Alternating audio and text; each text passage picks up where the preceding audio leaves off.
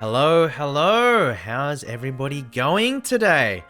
How's everybody going today? I'm a little late, and that's just because, I've been quite busy the last few weeks, and the last day has been no exception. But I hope everybody who's in stream is having a wonderful day and is doing well.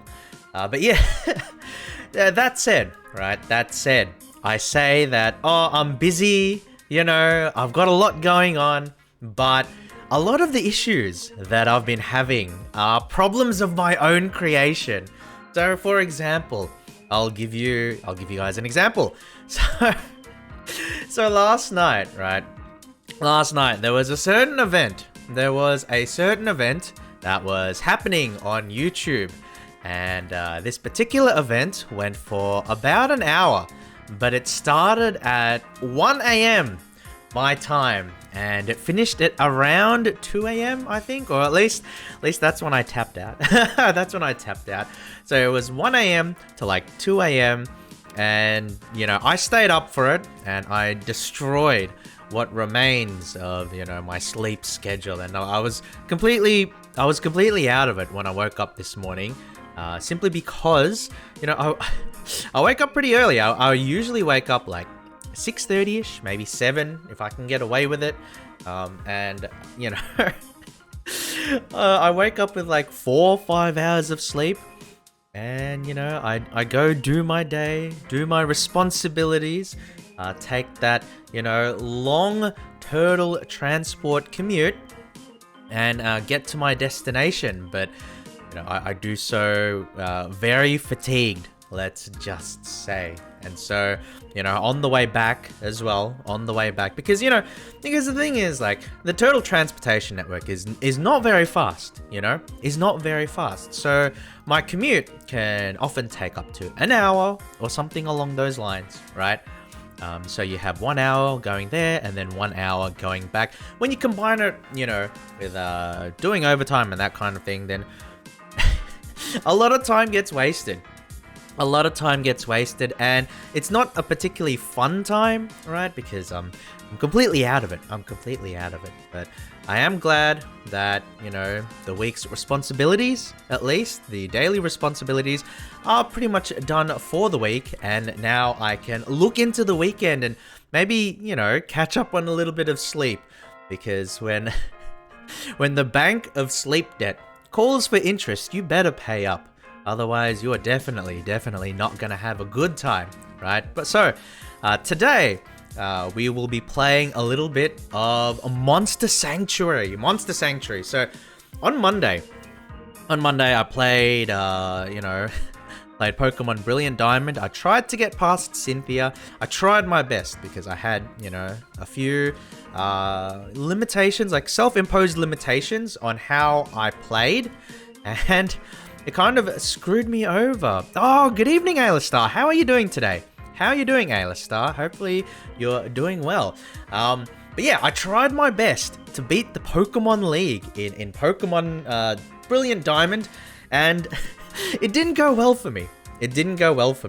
I actually had a pretty good, like, there's like, my last confrontation with Cynthia was actually pretty amusing. I clipped it. I'll show you guys. Let's see.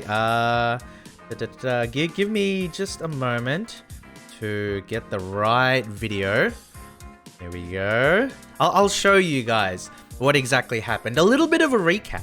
So if you weren't around for my stream on Monday, where we faced off mono against Cynthia, the champion of the Pokemon League of Sinnoh, then this is what happened, guys. So here we go. Back against the wall.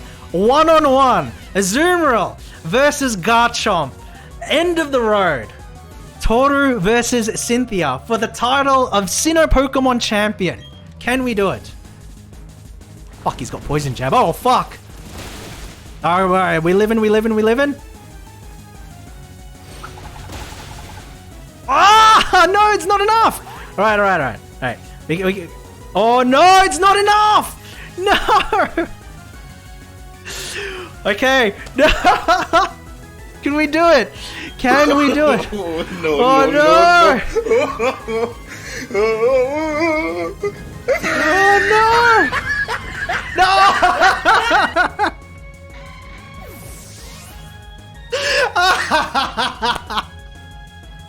No!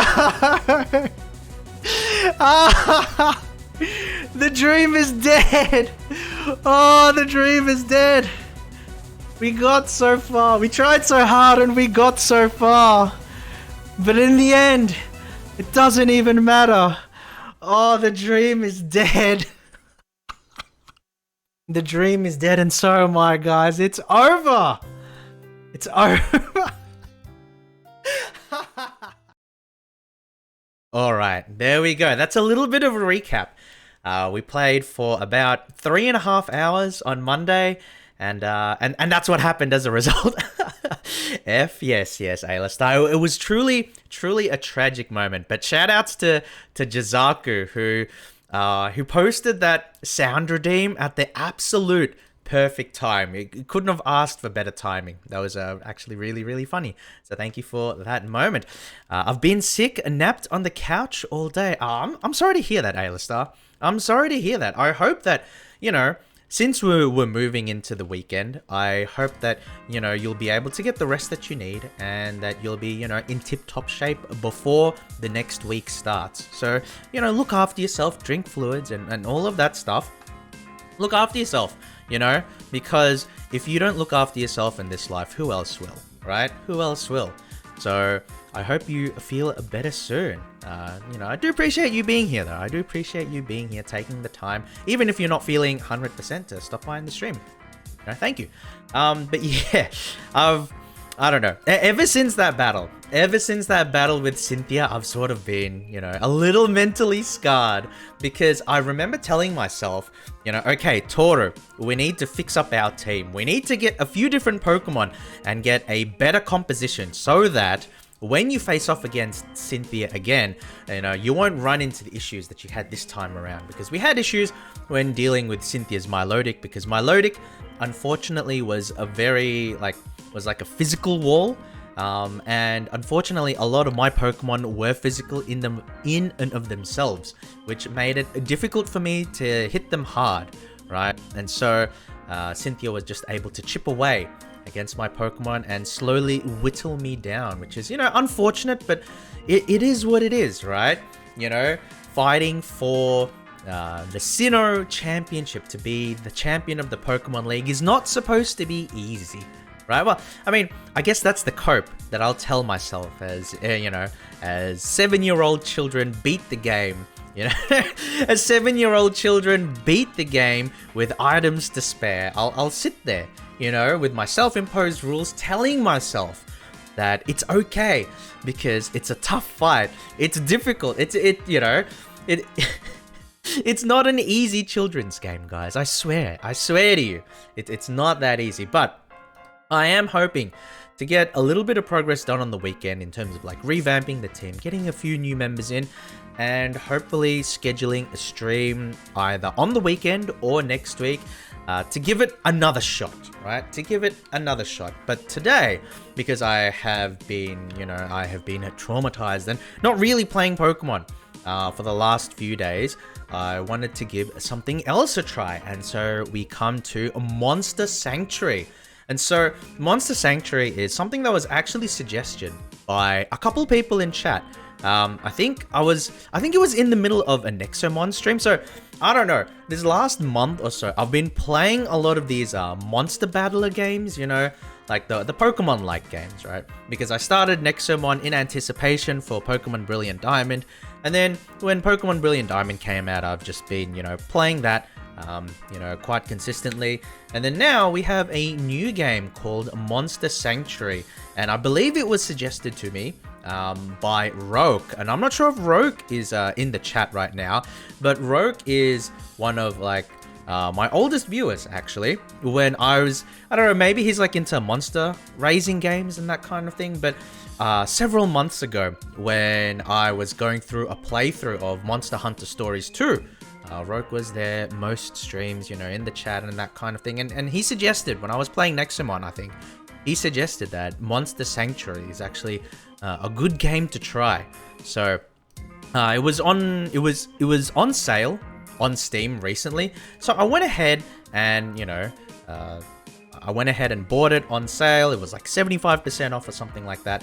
And I'm looking forward to giving it a try today, right? I'm looking forward to giving it a try today, simply because I don't want to play more Pokemon, and I don't necessarily have a whole lot of games that I necessarily want to try on stream right now. So I know that some of the games that I've been playing on stream would be stuff that I've played before. So games like Guild Wars 2 is an example. And I think that Guild Wars 2 may have been an okay game to stream, but I sort of missed my chance, right? And I'll explain what I mean by that. So Guild Wars 2 is currently awaiting a new expansion pack that's going to bring them a lot of new features, some new content, new class specs, and that kind of thing. But the main mechanic that's been hyped up is the Siege Turtle. And I was really looking forward to it. And I did actually give the turtle a little bit of a spin, but unfortunately I didn't get the time to schedule a stream while the beta was going on for it, because they run like, beta tests where you can give the new stuff a try.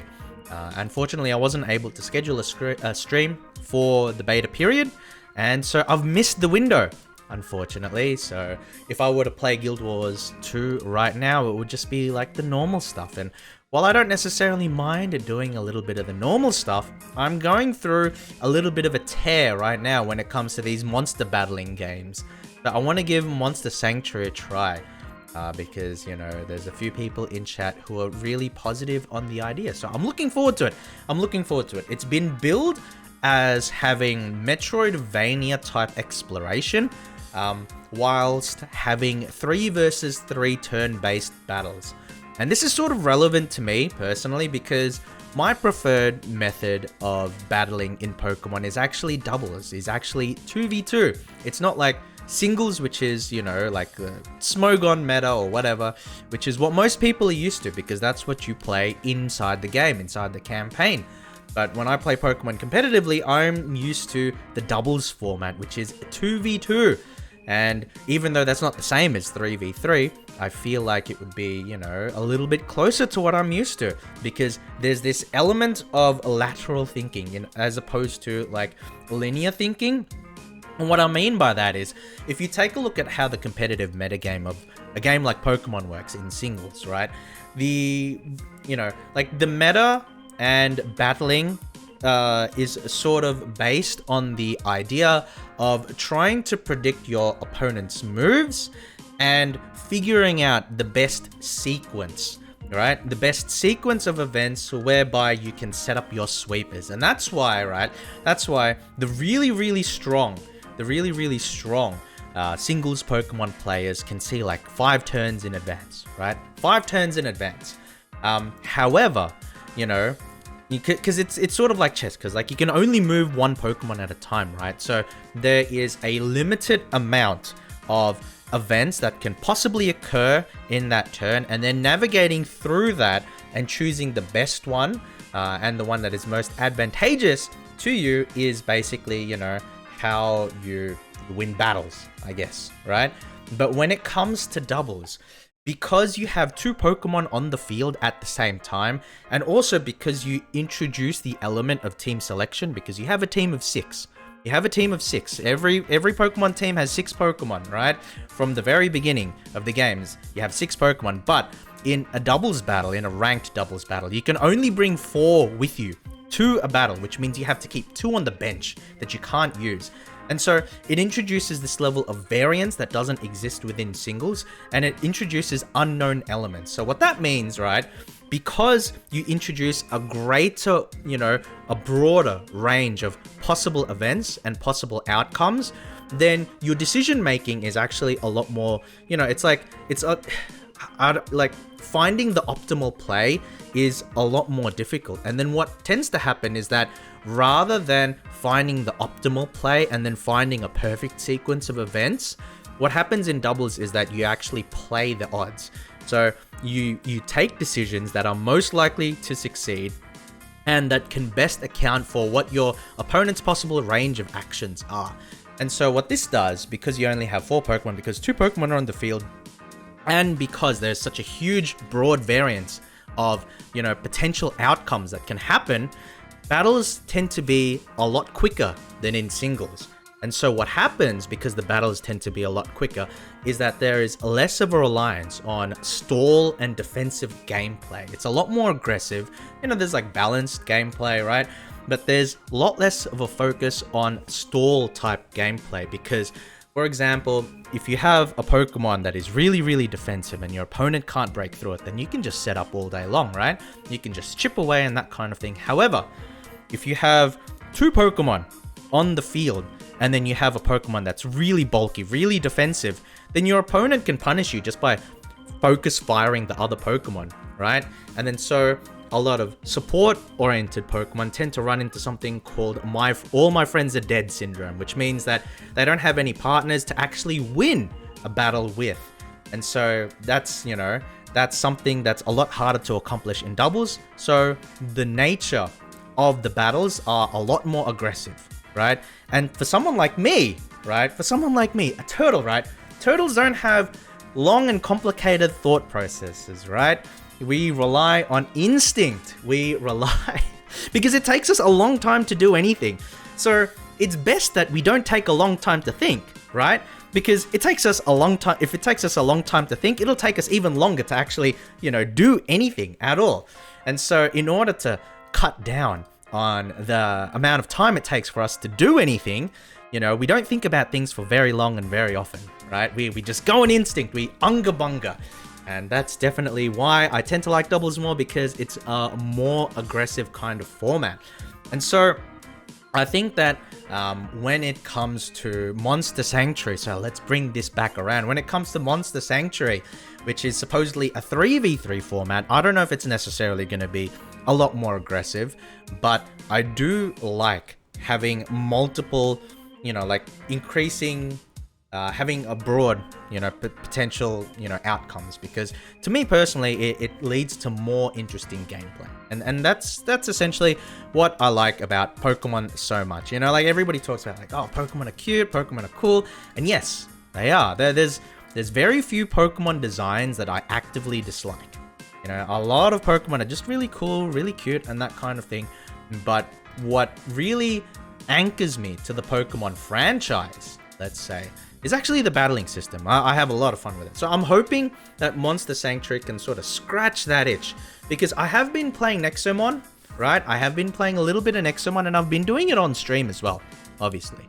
But there are a few things about that game where I feel like it hasn't been tuned all that well, right? Where it feels like, the balance is a bit off. And I find that to be a little bit of a shame. Not necessarily to say that Pokemon is, the most balanced game in existence, but, with Pokemon at least, it seems like, you're not getting haxed out too much, if that makes sense. But anyway, I've been talking for, I don't know, like 15-20 minutes, so we should probably get to Monster Sanctuary at some point in the evening. I know, but yeah, thank you for listening to my TED Talk, and we will get to Monster Sanctuary in just a moment, because I do want to try it. I do want to see what it's like. It's got that sort of cute indie game vibe, and I am looking forward to seeing how it all goes. But yeah, let's just hop into So, is this Monster Sanctuary the quaint indie game that combines Metroidvania exploration mechanics with turn-based battling of monsters that you yourself raise? Well, I'm clearly good at the latter, as evidenced by my strong performance in Pokemon Brilliant Diamond against Cynthia. Anyway, I'm good at platformers too. Just watch. Here we go.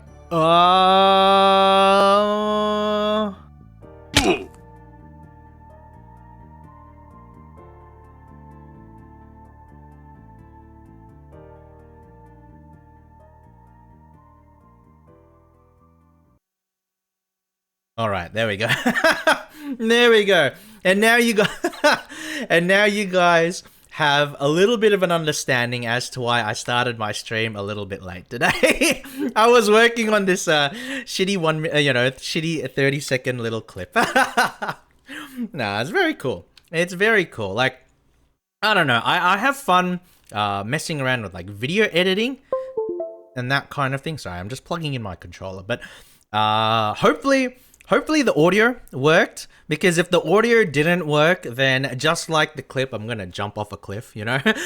But yeah, I do enjoy like making video edits, making like shitpost edits and that kind of thing. And I had a lot of fun. With my like little reading at the end of my Pokemon stream. And so I'm thinking, you know, if I can go ahead and, you know, start implementing that a little more into my streams, I think I'll have a little bit more fun with it, you know? And it's a little point of difference. I'm glad you like it, Alistar. I'm glad you enjoyed. Welcome, JP. How are you going? How are you going today, JP? Hopefully you're doing well. Welcome to the stream.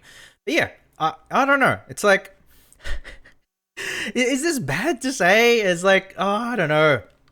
I almost enjoy the process of putting together scenes and scenarios and skits and then recording them almost as much as I do actually streaming and playing games and the live aspect of it. I really enjoy, on a personal level, I enjoy the production elements as much as the live stuff. So to that end, I'm going to shill. I'm going to shill a little bit for one of my redeems. So I have recently added a redeem for 2,500 channel points. Do I call them channel points or do I call them like turtle shells? I don't even know. But for 2,500 little channel points, I will go ahead and like, you give me like a scene or like some dialogue, and I will go ahead and record like a little skit or like a little vocaroo, you know, or like a little meme, you know, and do my best to sort of act it out in, you know, a funny way or a humorous way. Of course, there's going to be limitations. Like I mentioned this before.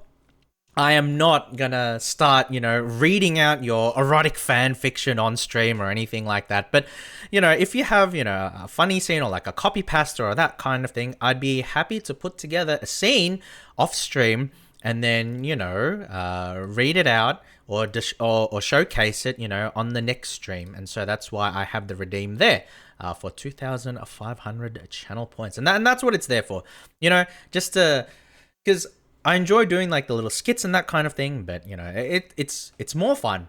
It's more fun when I get you guys involved in doing that kind of thing, you know? Work overlay broken, says JP. So I am just lazing in home office. Okay, JP. So you are a very typical, you know, work from home employee, you know, working hard or hardly working. All right. Let's oh my god, it's only 1%. All right, hold on. Oh, that's a bit loud. Let me know if it's loud on your end. It's actually quite loud for me. Let's leave it at like 5% actually. That's probably not too bad. And then SFX, I don't mind if we have it like 25. That's fine. All right, so let's start the new game. We're 30 minutes into the stream. We haven't even opened the game. Oh, well, I mean, we've opened the game, but we haven't even started the game yet. So let's get into it. New game. Wait, what's the timer?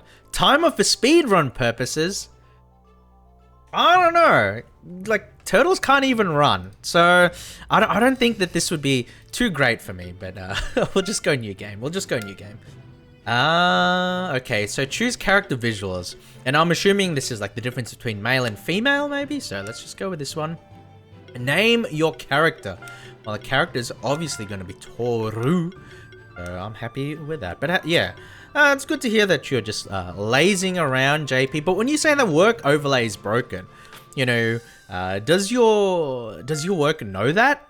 You know, are they okay with you just lazing around, or are they actually kind of concerned that instead of working hard at your gainful employment job, you are instead watching this turtle VTuber play a Play an indie game on twitch.tv. Alright, here we go. Oh, those slime are cute. The Monster Sanctuary is a land far from any other human civilization. Oh, it's a cute bird. Look at that. While wild monsters are dangerous to humans, monsters raised by them grow loyal to their owners.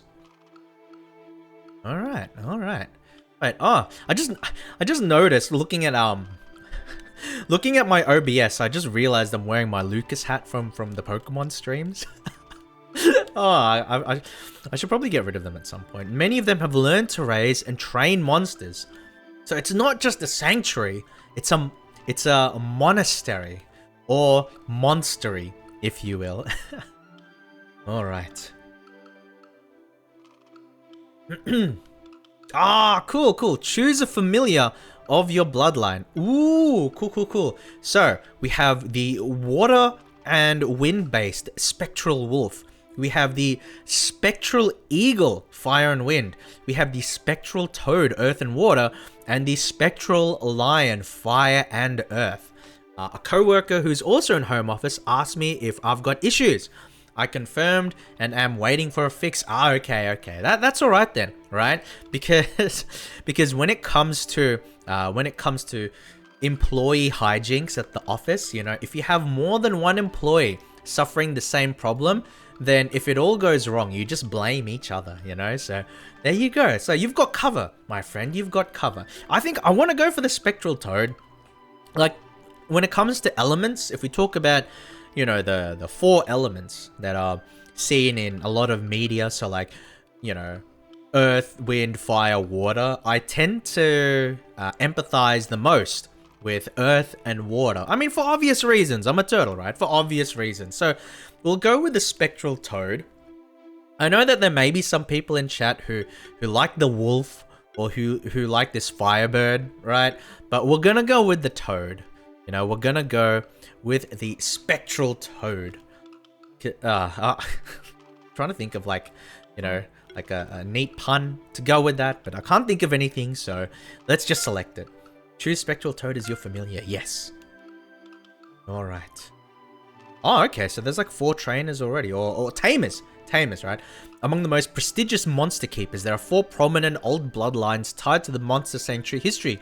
Each of those bloodlines is aided by a spectral familiar. Those familiars are ageless protectors of the family, passed on from one keeper to the next. Oh, that's cool. That's cool. Toru is just starting out to become a monster keeper like his ancestors before him. So the idea, oh, that's cool. Right? Because the idea is that because they're spectral animals or spectral monsters, then they're essentially immortal, right? Please tell me that they're actually immortal. I don't want a situation where, you know, what do we call him? What do we call him? So, Toad? Toad? I don't know. Toad, spectral frog. Must have been a while since he's... Yes, Alistar. That's pretty good. That's pretty good. Yes. Okay, so just for that, let's call him Croaky. There we go. That's a good one. Croaky. There we go.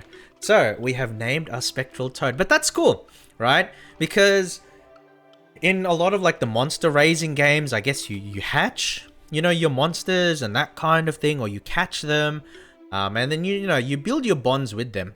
But it's also nice the idea that you have, you know, a monster that's the sort of like passed down the family line, because it implies that they're immortal, right? It implies that they don't die because they get passed from generation to generation. So I hope I don't run into a situation where like I am working under the assumption that they are immortal and then he just dies in the first 10 minutes or whatever, you know?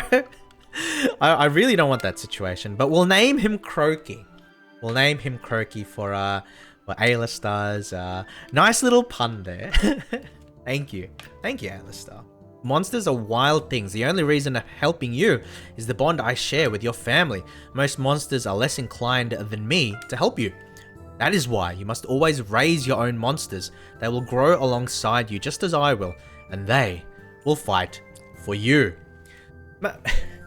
Reminds me of like lawyer advertisements that you eventually hear. I don't know. I guess that the advertisements are just in my local area and that kind of thing. But you hear certain lawyer firms. They'll be like, "We'll fight for you. We'll fight for your rights." And it's just like it's very cheesy.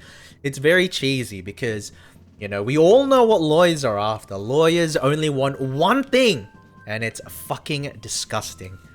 And what I mean by that is money, guys. I don't know what you guys are thinking about, but I want money. The best way to gain a monster's loyalty is to hatch it from its egg. Of course, you'll have to fight to get those eggs. Look at that blob over there. Jeez. Don't need to be so mean. Croaky. Don't need to be so mean just because he's, just because he doesn't have the most trim form. You don't need to call him a blob. That's a cute slime, though. That's a cute slime. Initiate a fight. By contact, we shall see if you will live up to your ancestors. So how do we... Oh, okay. I was about to say, like, how do we jump? Can we, like, double jump? Is there, like, anything that we can do? I guess later on in the game, we'll obtain more movement skills. Oh, my God. Wait, does he, like... the way he jumps is cool. Oh, my God. Look at that. Look at that. Rabbit. Okay. Alright, let's smack him. Bonk. Do-do-do-do. Okay, start combat. Mud cannon, bubble burst. So, I guess... items, attack... So these are special skills, I guess. And then the elements, and then you can see with, like, the mage staff and the sword. So it's like magical damage versus physical damage. But then you can also have normal attacks. I would... Oh, cool. You actually get a preview. Hold on. Yeah, you can see my mouse. You actually get a preview of how much damage you're going to do based on your attack. So that's pretty neat. I don't want to use up all that mana though, because like one mud cannon uses half my mana. I've literally never used normal attack. Jisaku.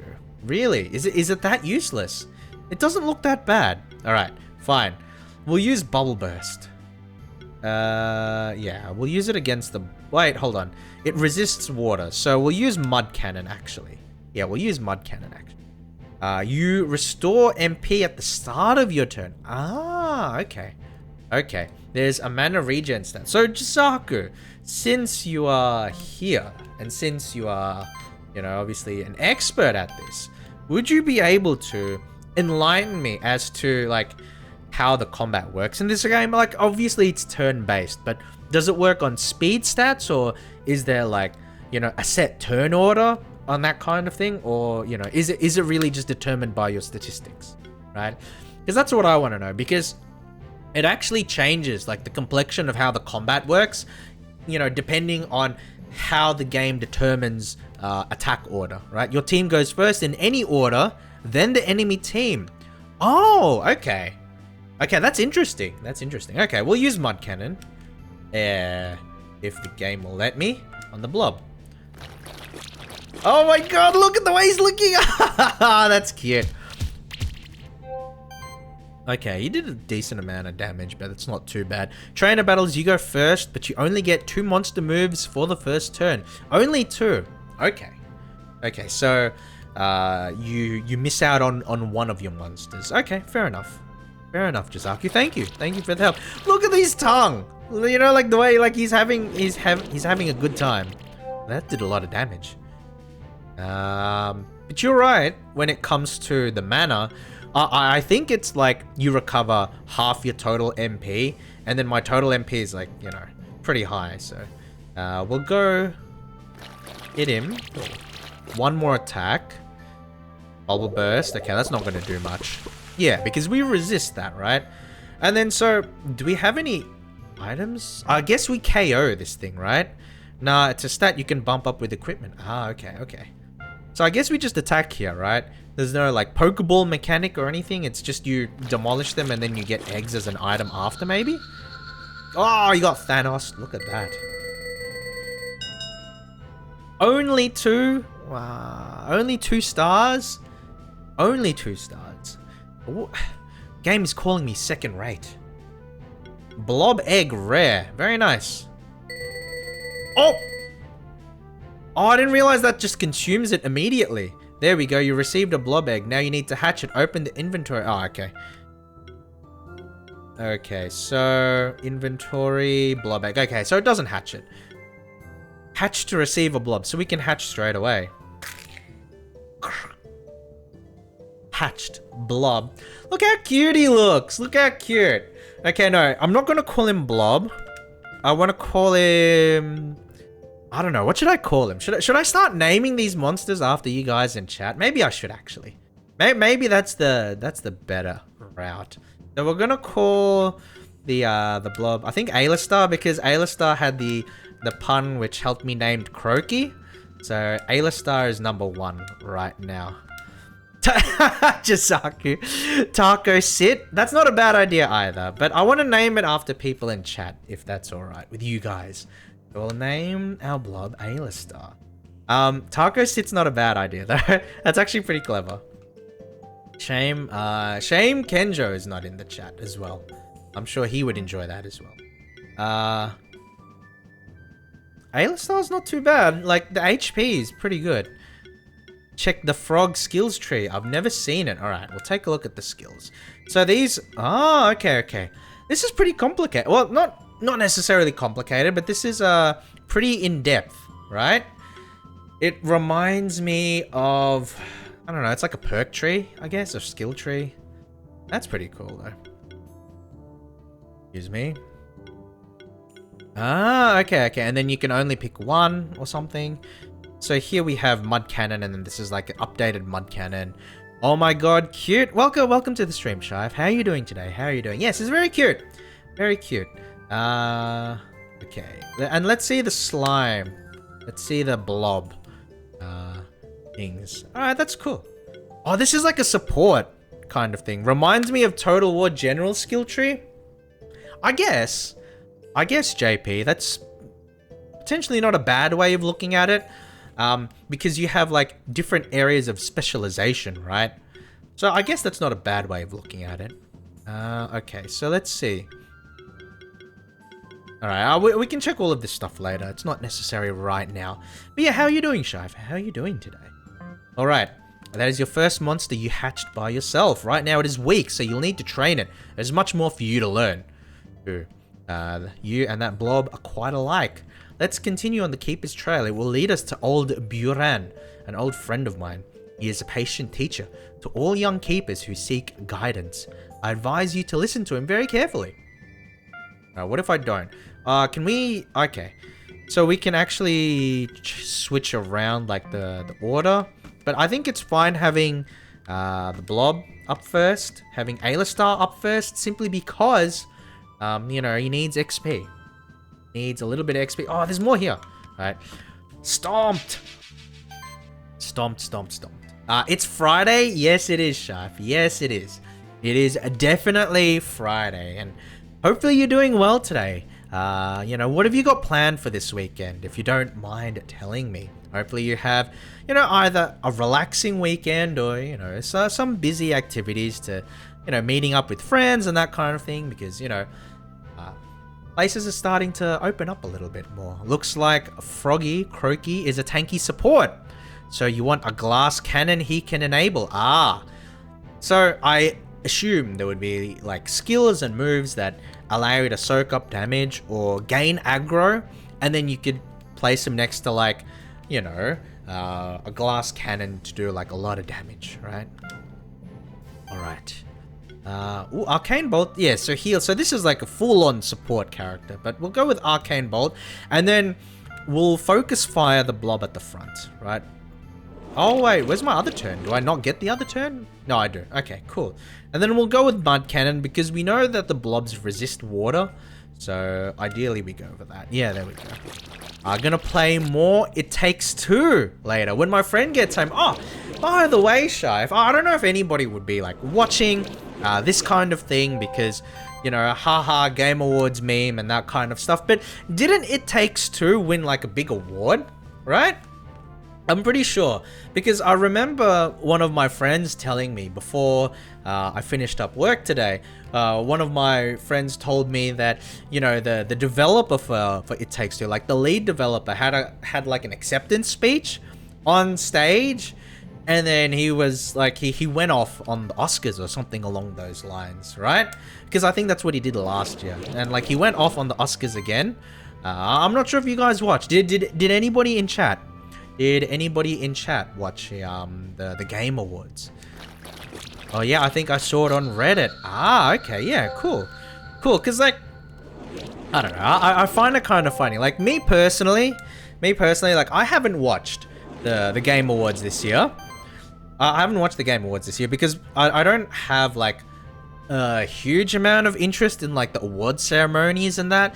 But I do know that nestled in between a lot of the awards and stuff, you do have like trailers, teasers, announcements for games that I might be interested in, right?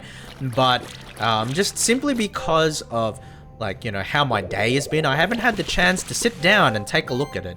So, you know, if there's anything interesting, let me know. One of the options is to speed up combat animation speed. Okay. Where would that be, Jizaku? I imagine one of the main menu options, maybe. I will take a look at that later, but I don't mind playing at normal speed. You know, I don't mind playing at normal speed because, you know, I'm not a speed runner. I am just a humble casual turtle, Jizaku. So, I don't know. Maybe, you know, maybe you should just get used to me being like very, very slow. I didn't realize we had a hair in chat, you know. Oh my god, yeah, he was like, fuck the Oscars. Yeah, I heard about that. Right? Because, like, I think he said the same thing last year, because A Way Out won an award or something along those lines. Based on the effectiveness of your combat strategy, you get a rating of 1 to 5 stars.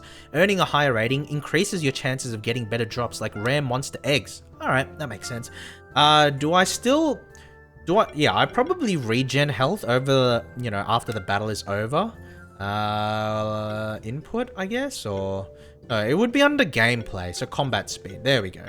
So I think, how far does it go normally? It goes up to 3. So I think if that's the case, 2 is fine, right? 2 is fine, right, Jizaku? A nice little compromise. I would like to think that we gain health back between each battle, but I'm not 100% sure. I haven't watched it either, but I'm glad It Takes Two won Game of the Year because it's honestly an extremely good game. A+ would highly recommend. I haven't played it either. I haven't played It Takes Two, but I have seen quite a few people stream it. You know, it's a very popular game to stream in the VTuber space, particularly if you watch, you know, like HoloLive streamers and that kind of stuff. So I definitely have seen a little bit of the game. I've seen actually quite a decent amount of A Way Out as well. But what I like about those games and the way that they've developed them is that they really leverage the idea of a proper co-op campaign. And so the intersection and the interaction of the two characters is absolutely essential in order to progress in the story. And it actually plays like into the story itself, right? Because a lot of games don't have co-op campaigns, right? But a lot of the games that do have co-op campaigns, it's sort of tacked on, right? You have a kind of system where like one player acts as the host and then everybody joins in on them, or like another person joins in on them. But then in terms of story relevance and in terms of mechanics, it's contingent on the host, right? So it's basically you have one person doing like a solo campaign and they have friends join. But with a game like It Takes Two, with a game like A Way Out, you know, having two people there is absolutely essential in order to progress in the game and in order to like sort of, you know, immerse yourself in the story and the core concepts of what the game is trying to convey to you. And so I really like that. I think that, you know, like the games aren't particularly long, right? But it does lead to like a more sort of rich experience. You know, if you're looking for that kind of co-op game. Young Keeper, 'tis the Keepers, trails beginning for all of man. Beast and Sanctuary has beginning. Okay. Oh no, is there fall damage in this game? Let's find out. We're gonna find out. Leroy Jenkins! Ah! Okay, no fall damage. No fall damage. I have iron legs. Legs of steel. They cannot be broken by the puny ground. Alright. So, we have a grass and fire Pokemon, I guess. Or monster. That's weak to fire. That's weak to water. Okay, Arcane Bolt is just like generic, right? So, rock. Oh, so plant-based, and then this one is fire-based. Alright, so we can just double in on the Magma Pillar. We'll go Bubble Burst. Yeah, because that does a lot of damage, right? Bang! Look at that. Oh my god, that does a lot of damage too. Oh no. But we can finish it off with the Arcane Bolt. Yep. And then... I mean...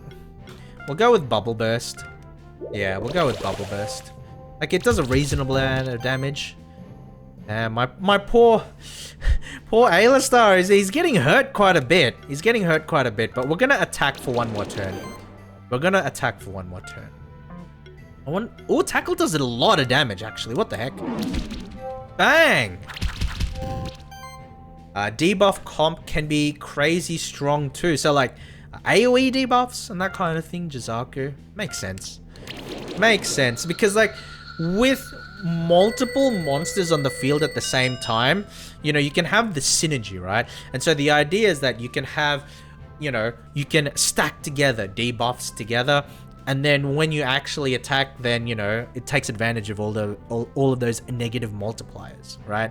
At least that's what I think. And that's one of the more interesting things about, again, I'm going to refer back to Pokemon, but it's one of the more interesting things about double battling as opposed to single battling, because you can designate like support classes, support Pokemon rather, and Pokemon who can act in a supportive way, you know, and then you sort of have that kind of synergy between the two, as opposed to single battles where you only have like one Pokemon out at the same time. And yes, they have their own roles, but you know, you only have one Pokemon out at a time, so you don't get the synergy. Oh, we got the Rocky Egg. Let's go. Ah, leveled up. Nice. Nice. As your monsters gain experience in combat, they will increase in level. This allows them to gain new skills. Just take a look at the skill tree menu. Not just that. Wait, actually, yeah, not just that. We're going to hatch this Rocky Egg, right? We're going to hatch this Rocky Egg. Hatched Rocky. Very, very nice. So who should we name Rocky after? I'm not sure. What do you think, guys? What do you think, guys? I kind of want to call him Dwayne Johnson. Rocky, you know, or maybe like Balboa or something like that. But I want to name after someone in chat, and I don't really know who to name him after. But you know what? Maybe maybe. I don't think this is sustainable, Toru. You'll get like 300 monsters. No, Jizaku.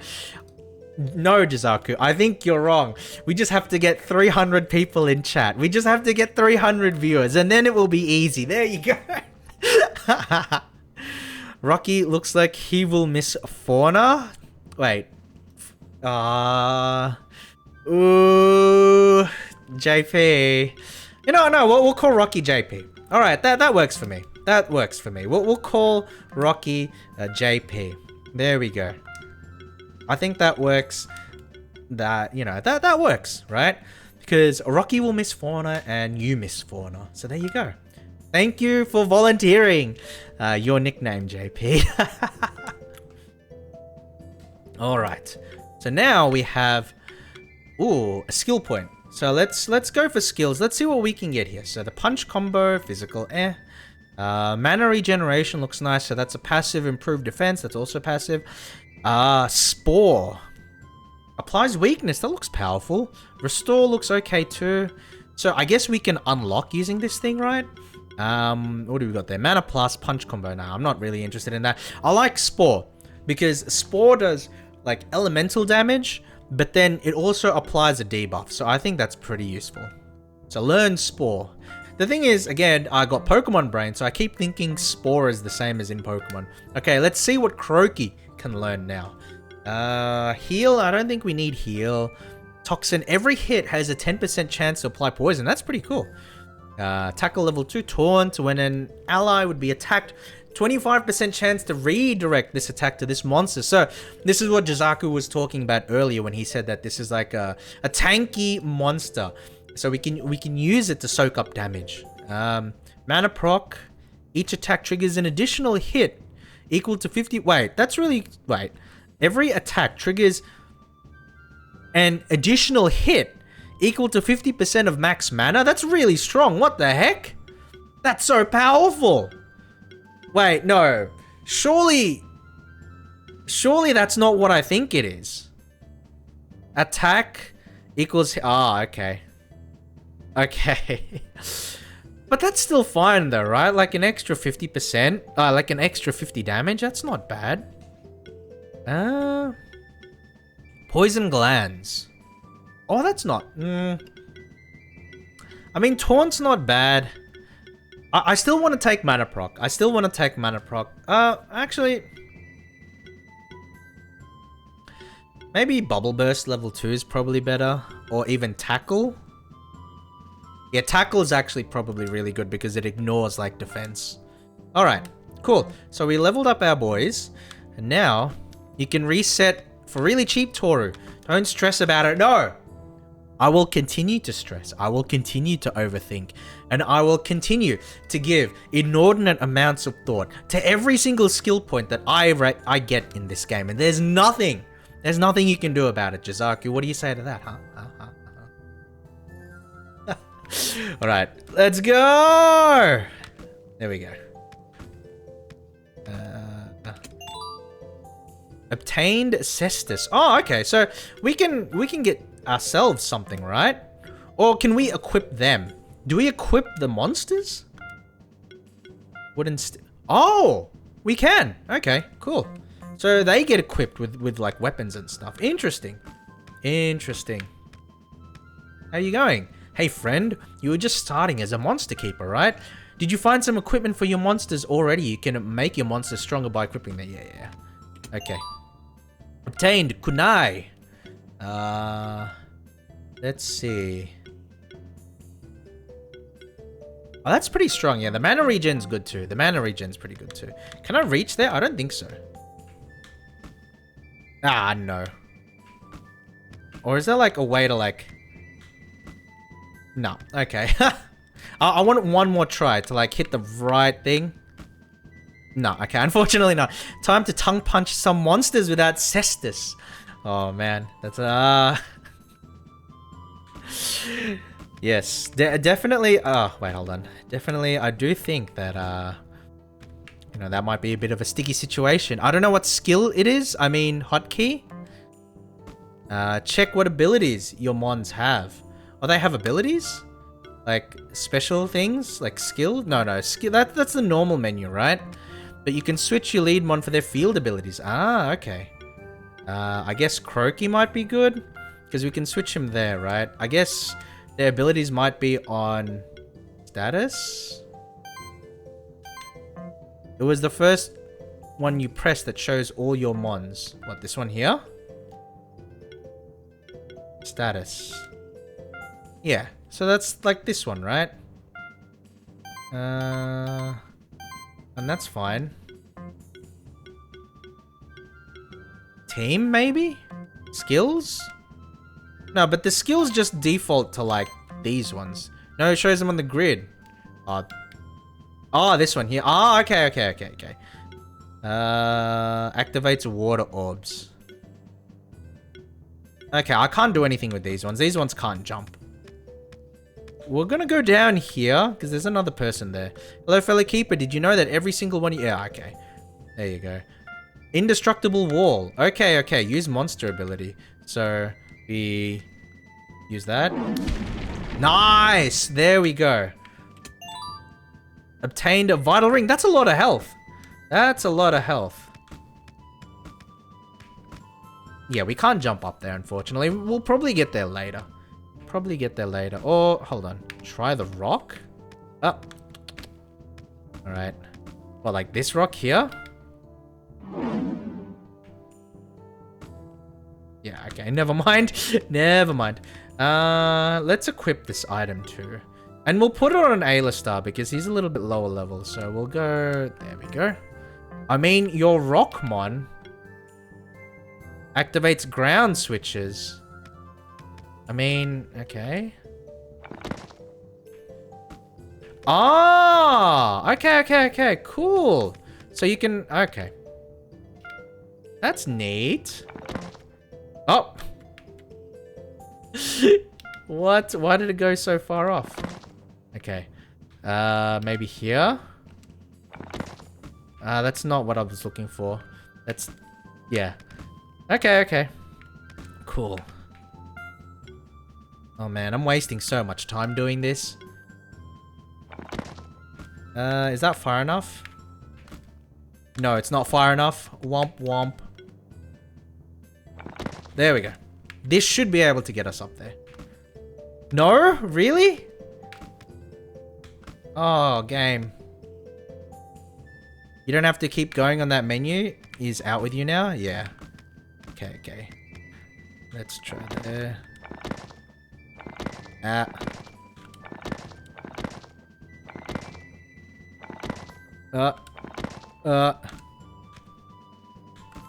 There we go. Finally. There we go. Obtained hide. Nice. Thank you for the help, Jazaki. Thank you for the help.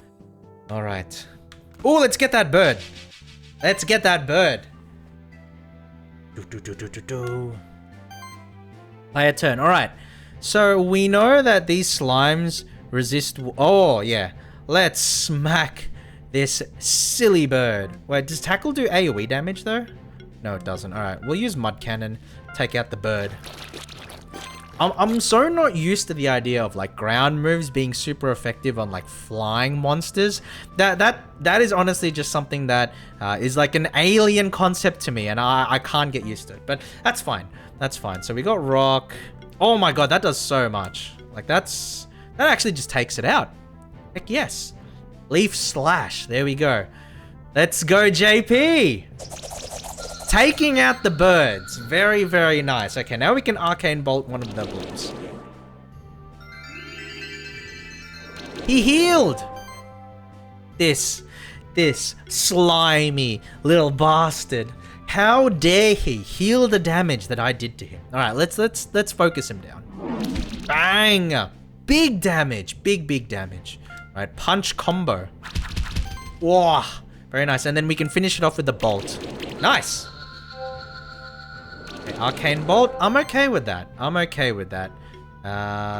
We'll go tackle. Yeah. Bang. And then punch combo again. Yeah, we'll do the same thing. Because that should KO it. And that should be the end of the battle. Very nice. Victory.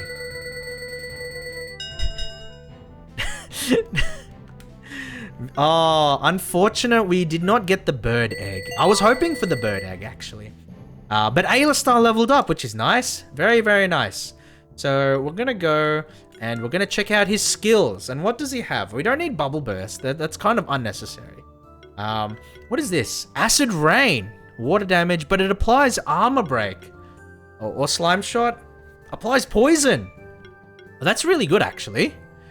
Healing. Trigger an additional heal on the monster with the lowest... Okay, no, I don't need that. At least not yet. I'm going to try Slime Shot. Because that's the debuff. I'm happy with the debuff, right? I'm happy with having debuffs. And then let's switch him to like the first monster in the party. Because if the turn order works in the order of the, the monsters that you keep in the party, then having Alistar at the front applying the debuff would ensure that like all of the other hits will, be more strong. But I don't know if that's how it works. I don't even know if that's how it works. That's just my thinking. All right. Let's come on. Let's keep jumping. Can we fall off this bridge? You can switch between whose turn it is. Okay. Well, I didn't really pay attention to that. Man prospered through generations, founded cities and nations connected by dirt and wheel, and later by steam and steel. Very poetic.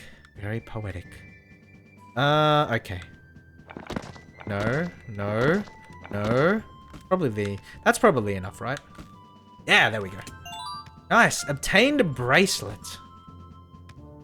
Oh, I kind of want to go up there, but it's like, I don't think I can reach there. So we're going to go down, unfortunately. Wait, hold on. Actually,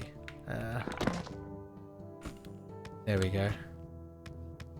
Yeah, there's no way we're going up there. So, let's find out if there's fall damage. Wait. No, game! Stop breaking my fall! I want to, like, fall to the very bottom. Come on, game. Obtained gauntlet. Very nice. Alright, so now we have 2 directions where we can go. We can go through here. Oh, that's nice. Ooh! More bird Pokemon. Let's go! Let's go. Alright, start combat. Definitely, yeah, okay. Mud Cannon is pretty strong. Leaf Slash is pretty powerful. No, Slime Shot makes a lot of sense, right? Slime Shot makes a lot of sense because then we can get the debuff on him. And then Weakness also. Very nice. And then we should just be able to KO from here, right? Mud Cannon is like the least damaging, least mana intensive skill. Might! So they're buffed. And they got Feather Storm. Alright, very nice, very nice. That's fine. We'll apply Weakness first. Then we got Slime Yeah, we got Slime Shot. I mean, we can just do it, right? And then we can finish up with that. Very nice.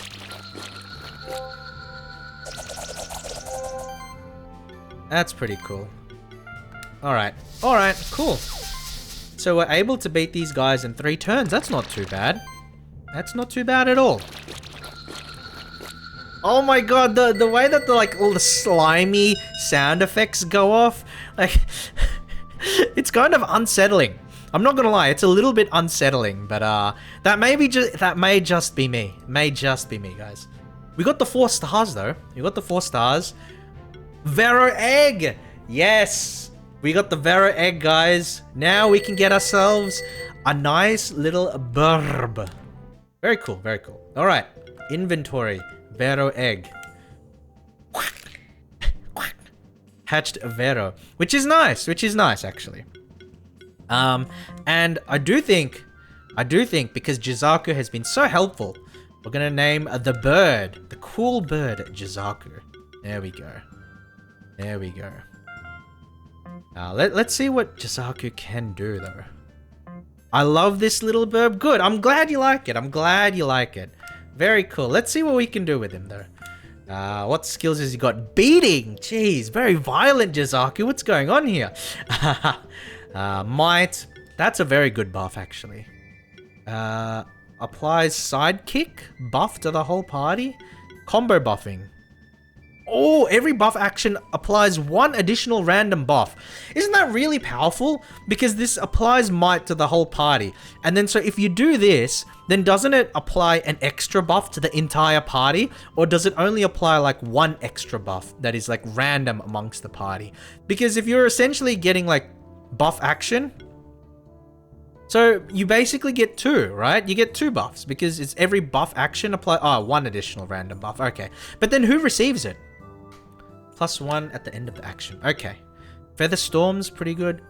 Random. Okay, random. That makes sense.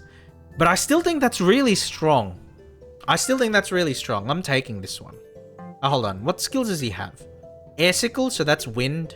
Wait, no, sorry. Beating, that's physical. Wind. No, I'm taking this one, right? Because it combos well with the other mons, right? Alright, so who am I gonna keep in the party, right? Because I've already got 4 and we can only bring 3. Unfortunate. Does everybody gain XP? Jizaku, do they gain XP like properly, like together? Or do I need to swap them around? Man knew of those who wait in the woods and caverns beyond, yet for the treasures within he longed, for the greed of kings was great. Your first 6 gain XP. Okay, so I can just go ahead and, you know, have whatever order I want and it's fine, right?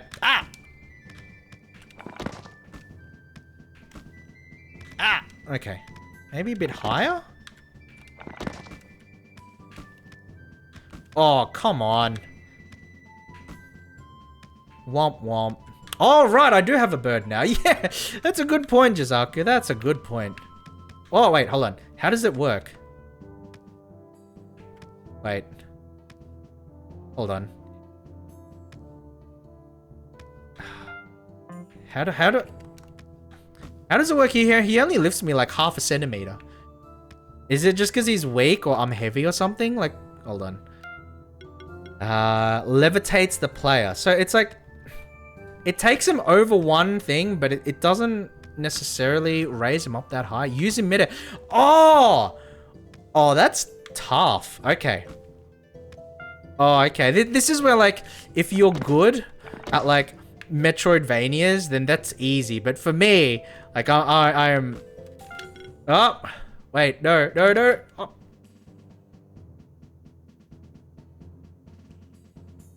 I guess I didn't need the bird. Alright. We got ourselves a diadem.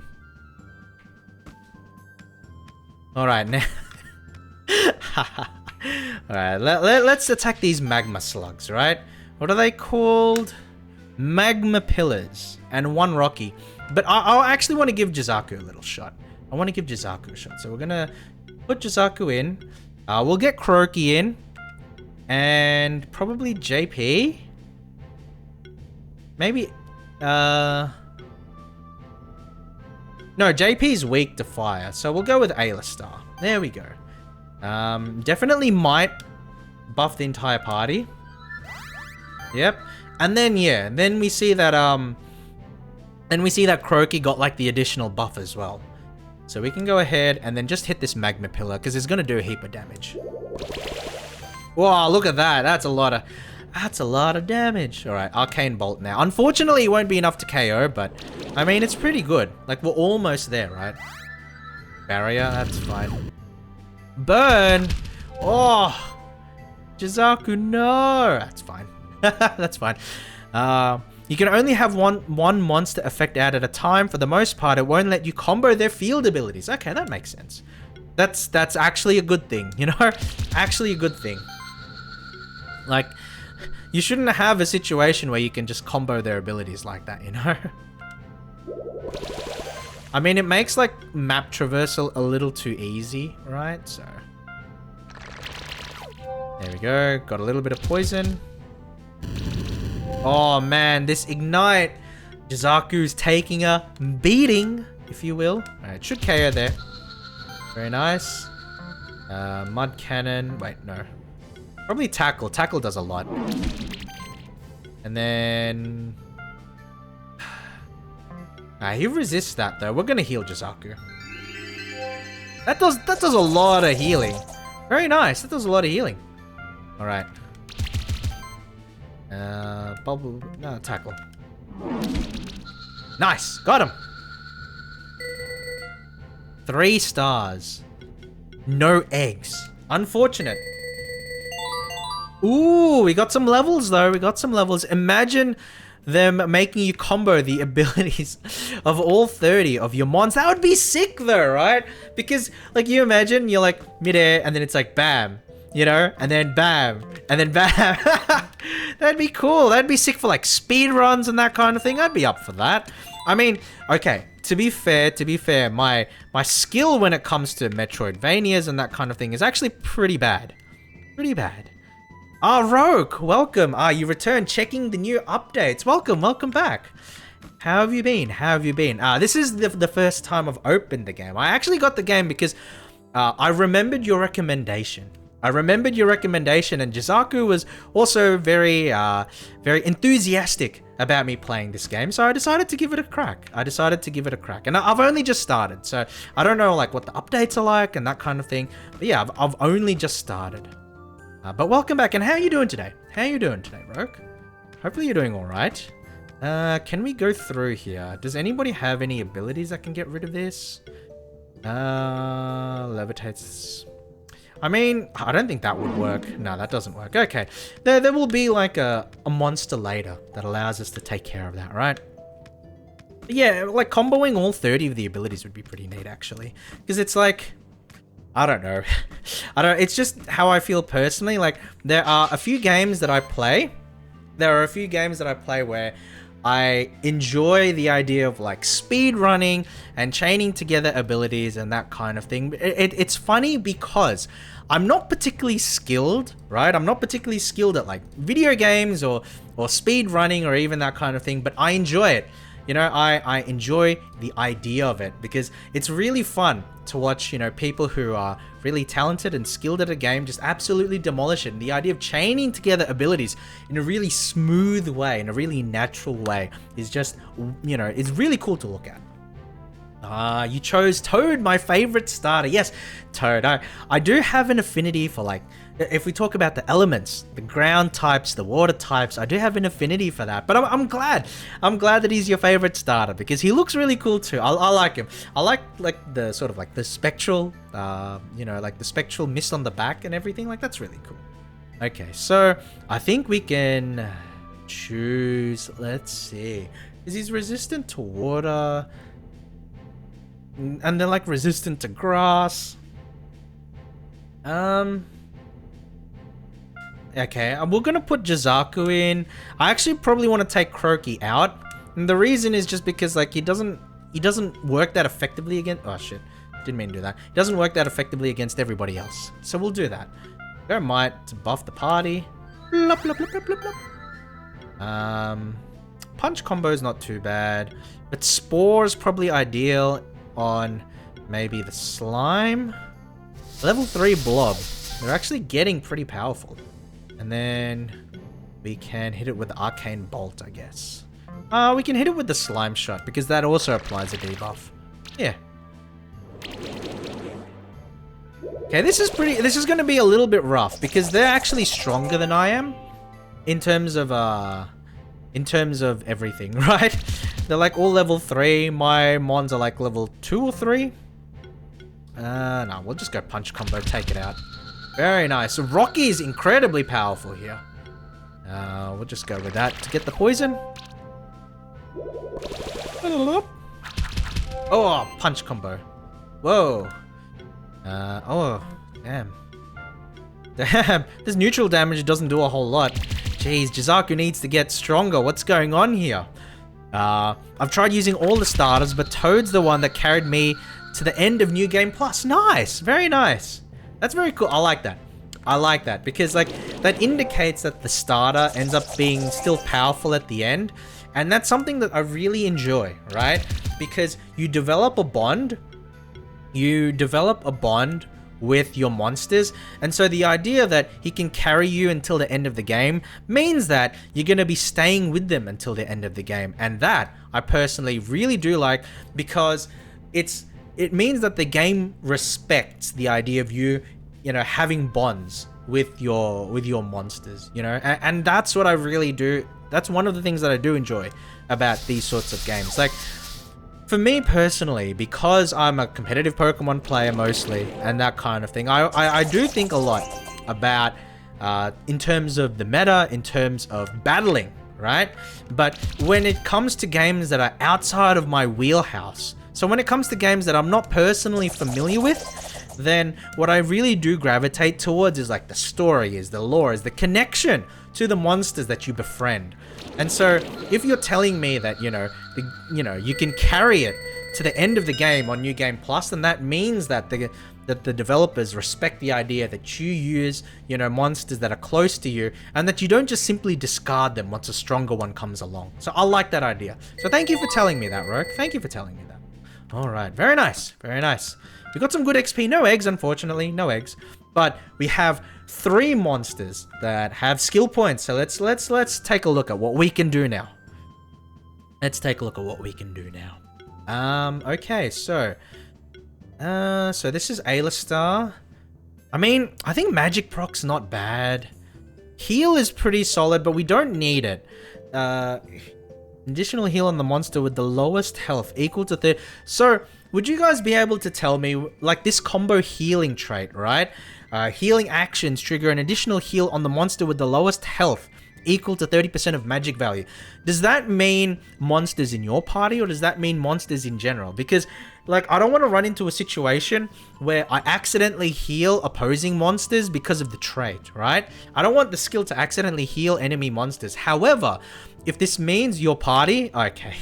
Don't be silly, Tori. Well, you'd be surprised, Jizaku. You'd be surprised. There are some games out there that are like that, you know? There are some games out there that like to, you know, push the challenge and that kind of thing, that are really contingent on, you know, gaming the mechanics, right?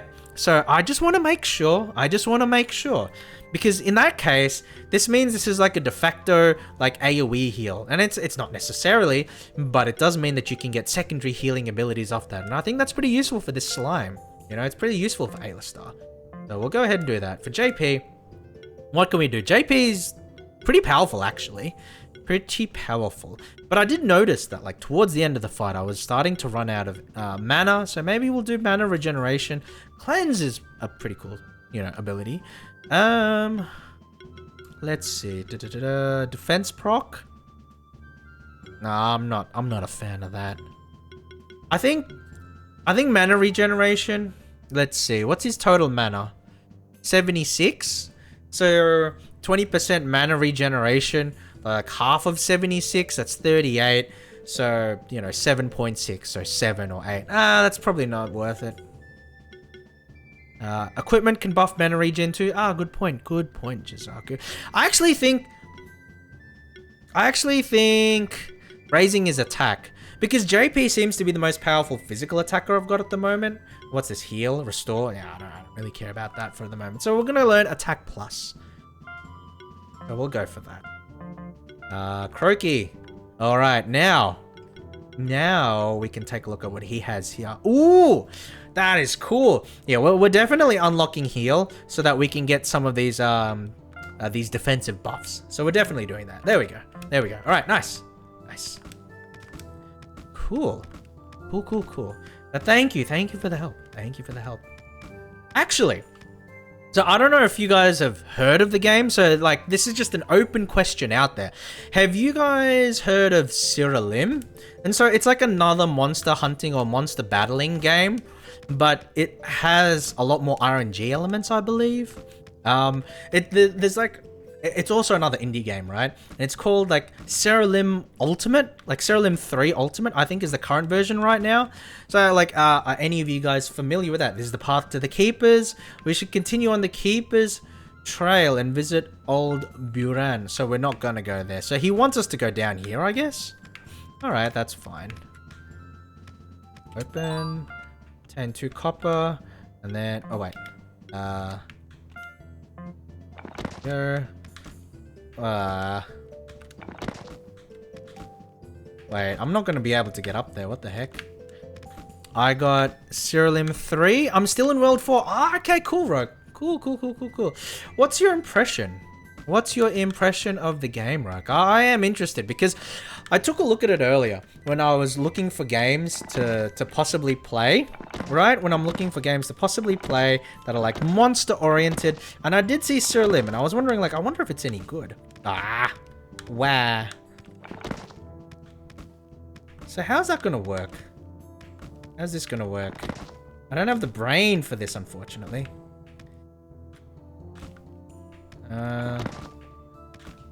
No. Yeah, maybe?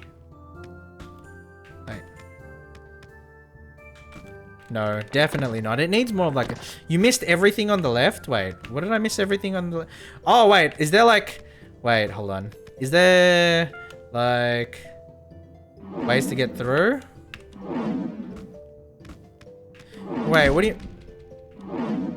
What do you mean missed everything on the left? I've been through here. Just go left on the map. I've been through here, Jizaku.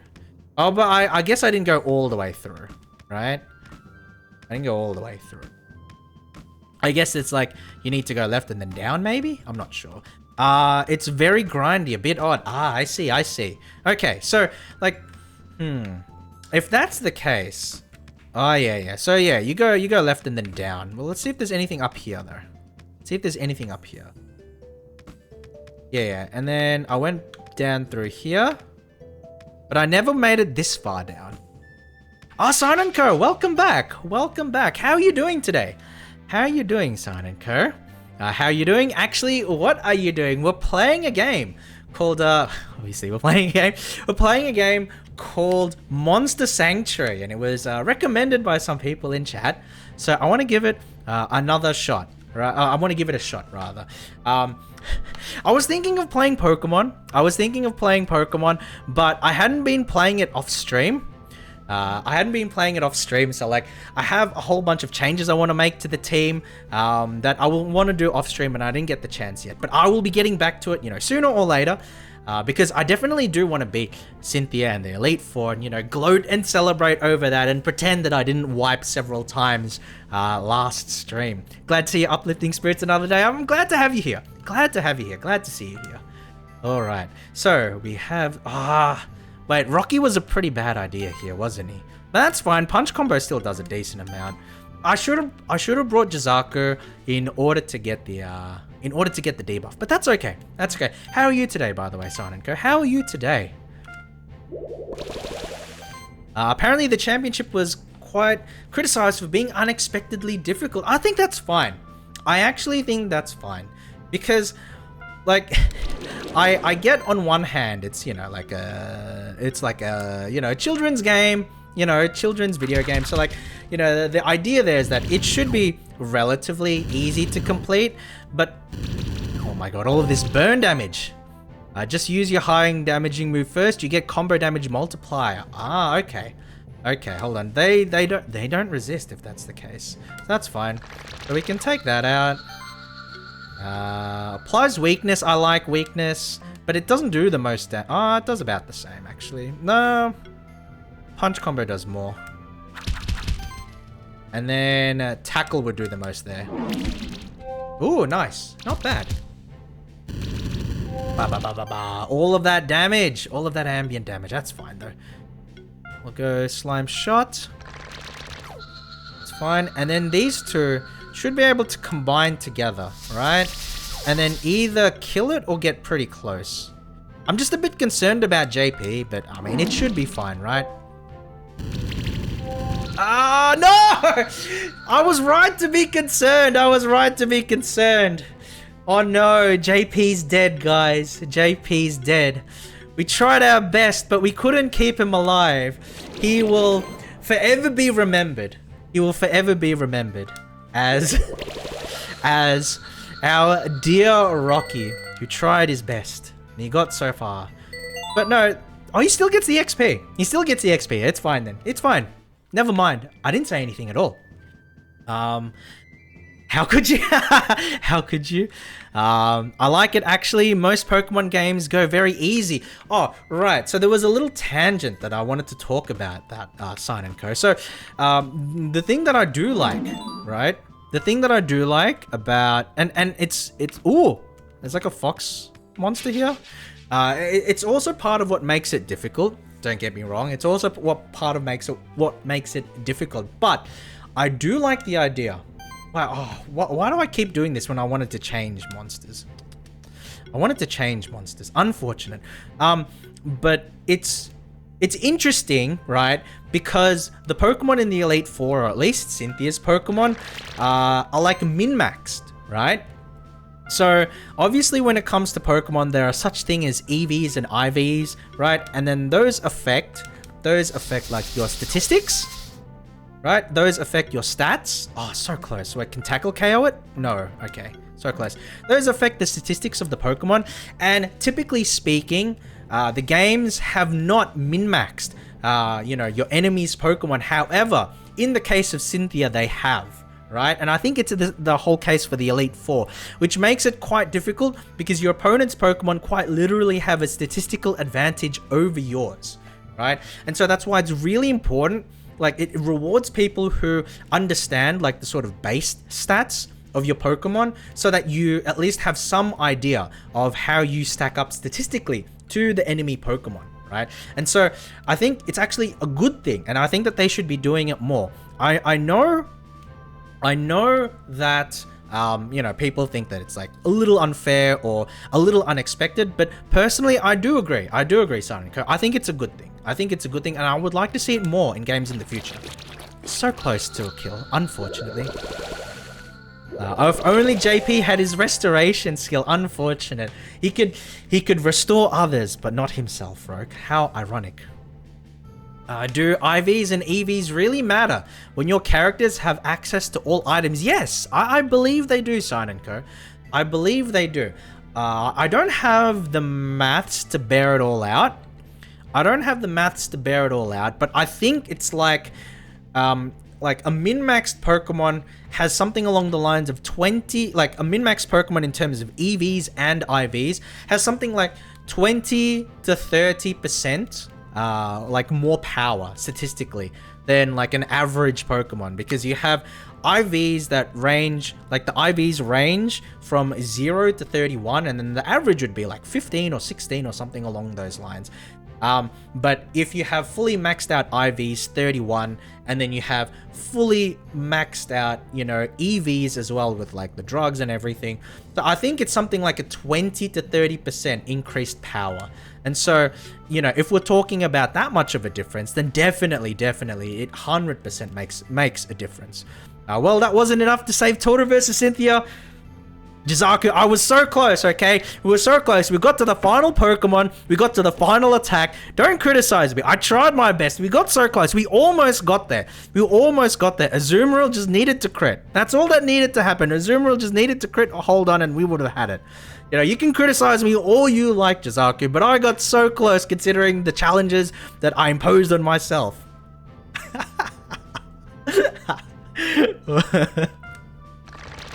Oh my goodness.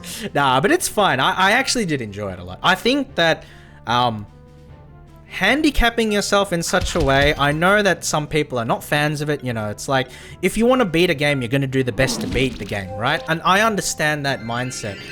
But personally, for me, with Pokemon, it's like, I've played so much Pokemon. I've done so much Pokemon battling that I do enjoy the idea of like having those limitations, because again, I play competitively, so I like to have the same limitations that I would, you know, have when I play competitively. So that means no items, that means like, you know, set Pokemon, so no automatic switching, right? And so I think that, you know, having those self-imposed limitations, like, I don't know, it just makes it more fun. It makes it more fun, and even though I lost, you know, several times, honestly, that was one of the most enjoyable streams that I had. That was the most enjoyable streams that I had, because I had all of you guys there, and you know, it was very hype. Like, they had a lot of fun moments, it had a lot of active moments, you know, a lot of dramatic moments, hype moments, despairing moments, and just the real gamut of experiences. And I think that it was one of my most enjoyable streams that I've done, especially for Pokemon. So, you know, we talk about, you know, not being able to beat Cynthia, we talk about, you know, handicapping yourself and that kind of thing. I don't care. Like, that was fun. That was worth it. That's 100% worth it. And I'm looking forward to challenging Cynthia again with the same rules, right? With the same rules and with a, you know, with a slightly different team, you know? It shouldn't be such a big feat for someone stuck there because of the numerical disadvantage, since I can spam revives, overlevel, etc. Yeah, exactly. Like, I've seen some people, right? Some people who beat the game just by like spamming revives and all of that. So like, you know, you sort of cheese out Cynthia, right? And so like, yeah, that's a valid way to win, right? That's a valid way to win, but it's not the way that I want to win, right?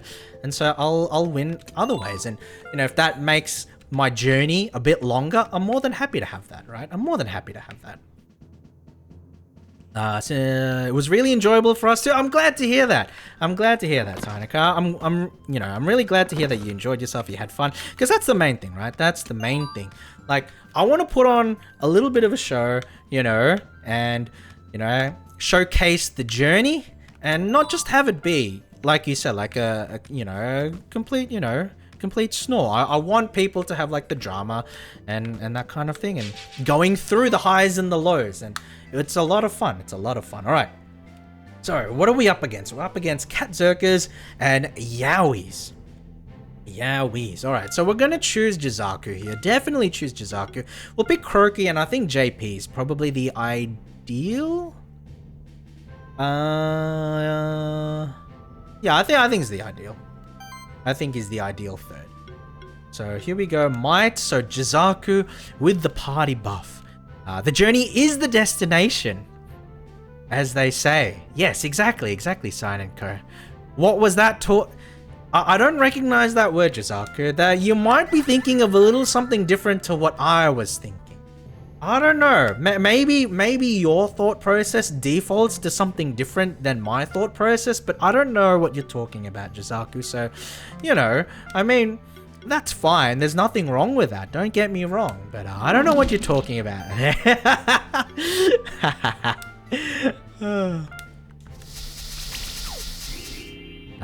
Word of warning, spamming revives doesn't help in this game. No, that's good. That's good. I don't mind that. I don't mind that, Rogue.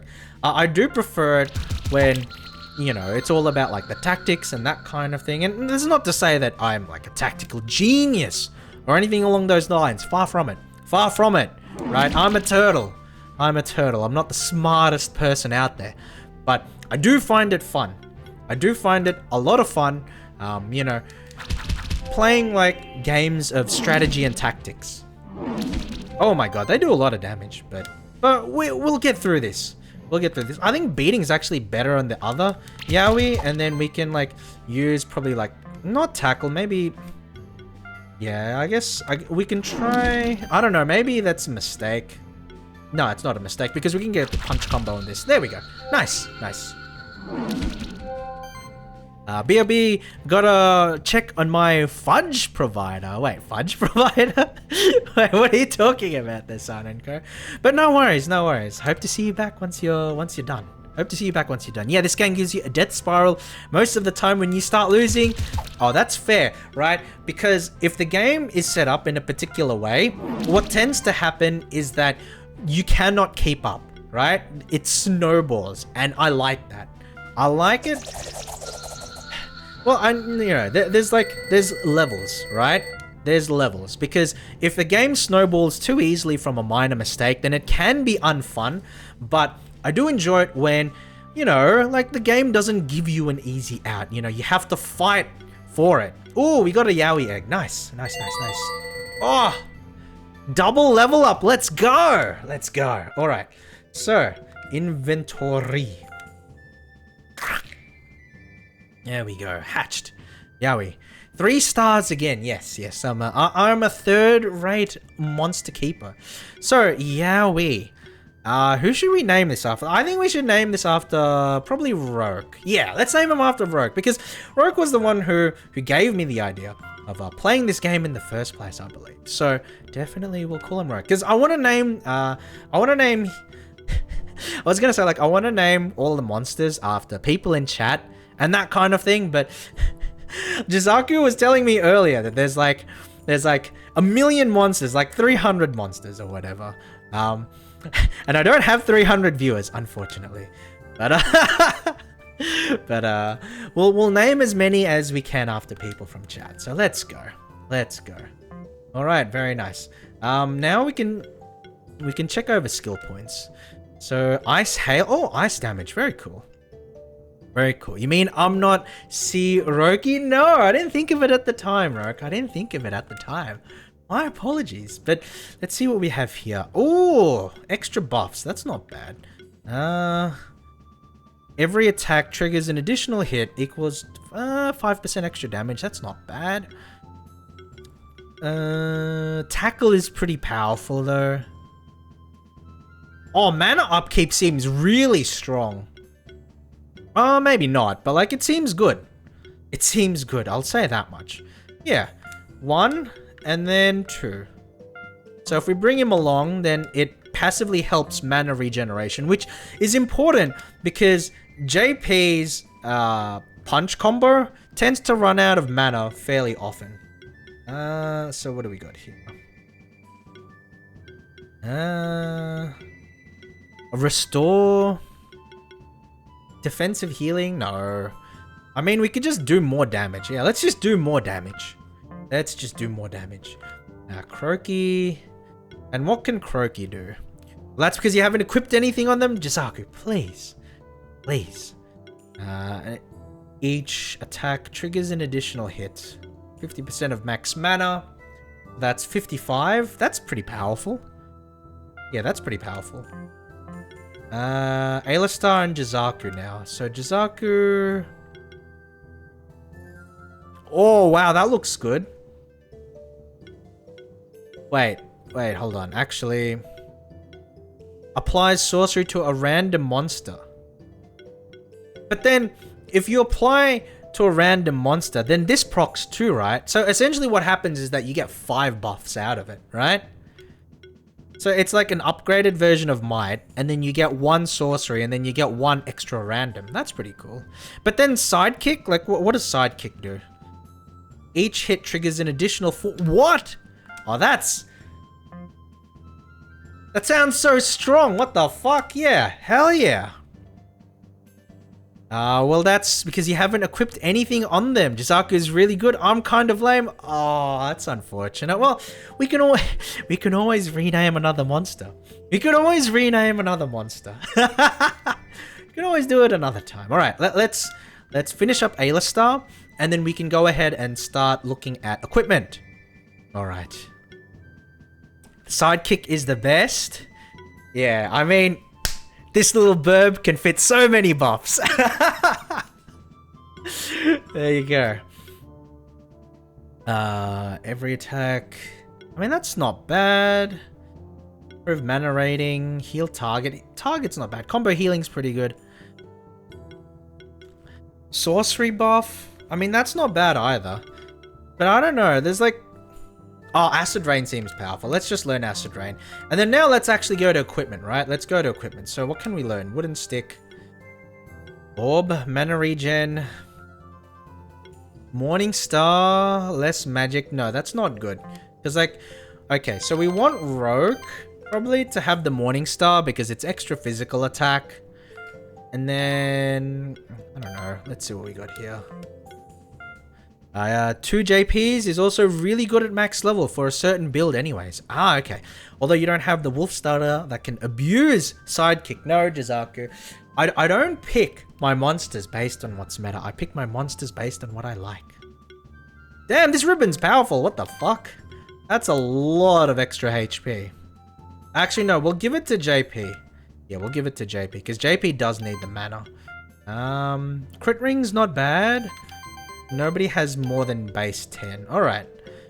Defense 10, extra mana. Damage reduction, like that makes sense because he soaks hits too. Maybe Jizaku Feather for extra crit chance and mana regen.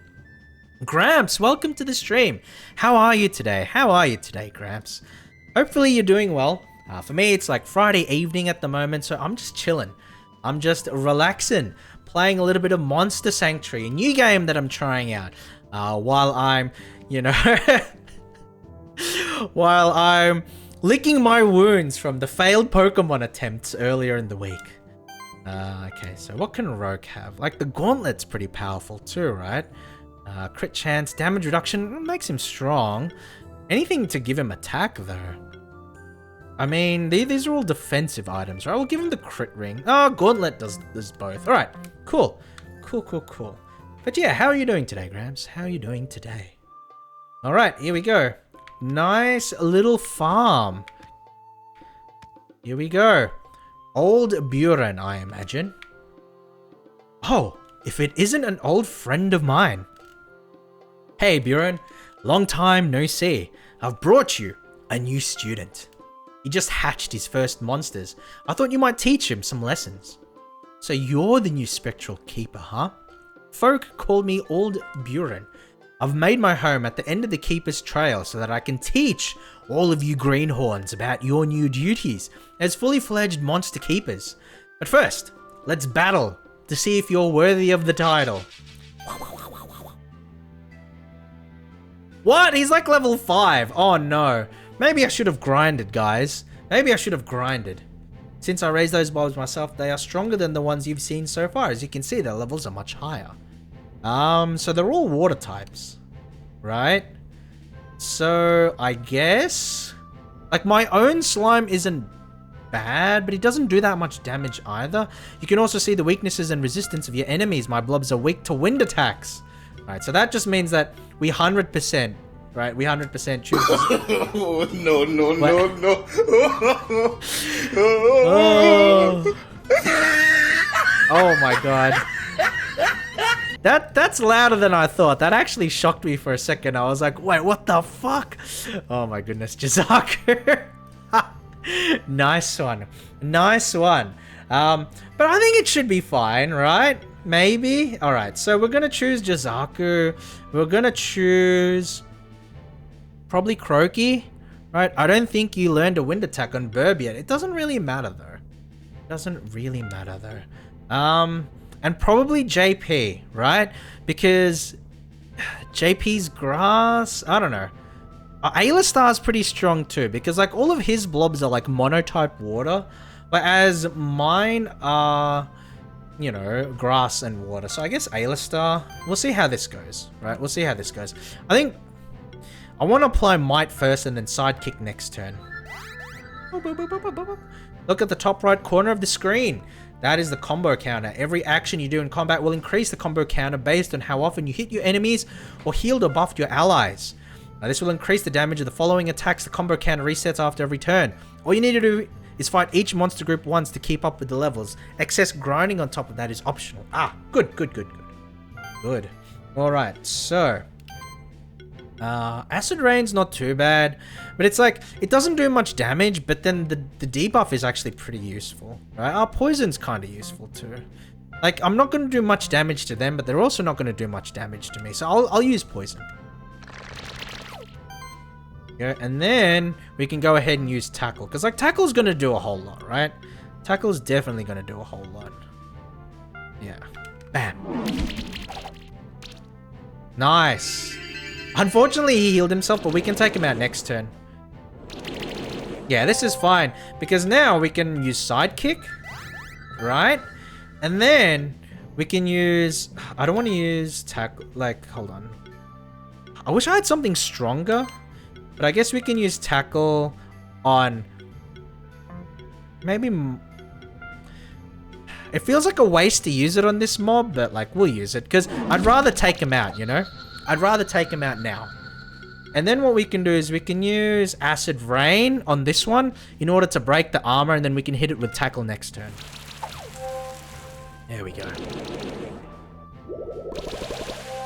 Aren't you expecting too much strategy out of a tutorial battle? Jizaku, please. Please. I am a seasoned Pokemon VGC... Well, I don't want to say pro because I'm not, but I can't help but think of things tactically. And then you get the extra attack, and then Tackle should just demolish. And then there's like the extra hit at the end, right? Because he's got the Sidekick buff, right? No? Okay, but we should be able to take him out with this. That's fine.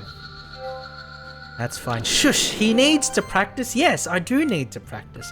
I need all the practice that I can get. I need all the help that I can get. The blobs are cute. They are very cute. Everything in this game, like so far, I like the look. I like the look.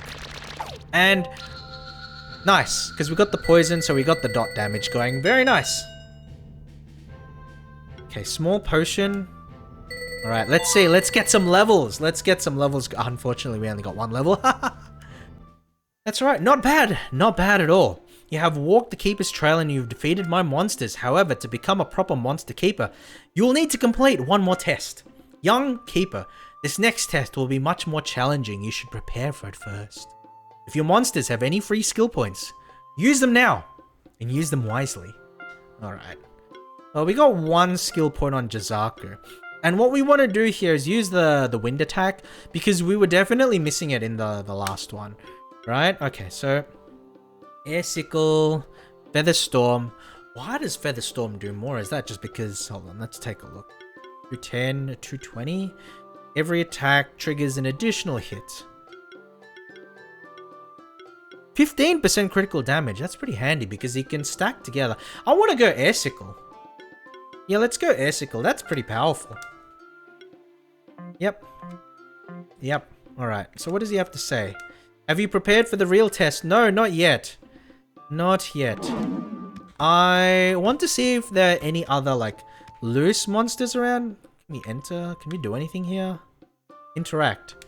The titles of the books read: The Ancestral Tome of Blob Handling, The Hidden Places of Monster Sanctuary, a guide. Alright, never mind, we'll leave. Combo is love, combo is life. Definitely. Much like Shrek. But I want to go around and see if there are like any other monsters that I missed or anything along those lines. Because if there are, I'd be happy to take them out before coming back. Because Roke is a little... Oh shit. Roke is a little underleveled.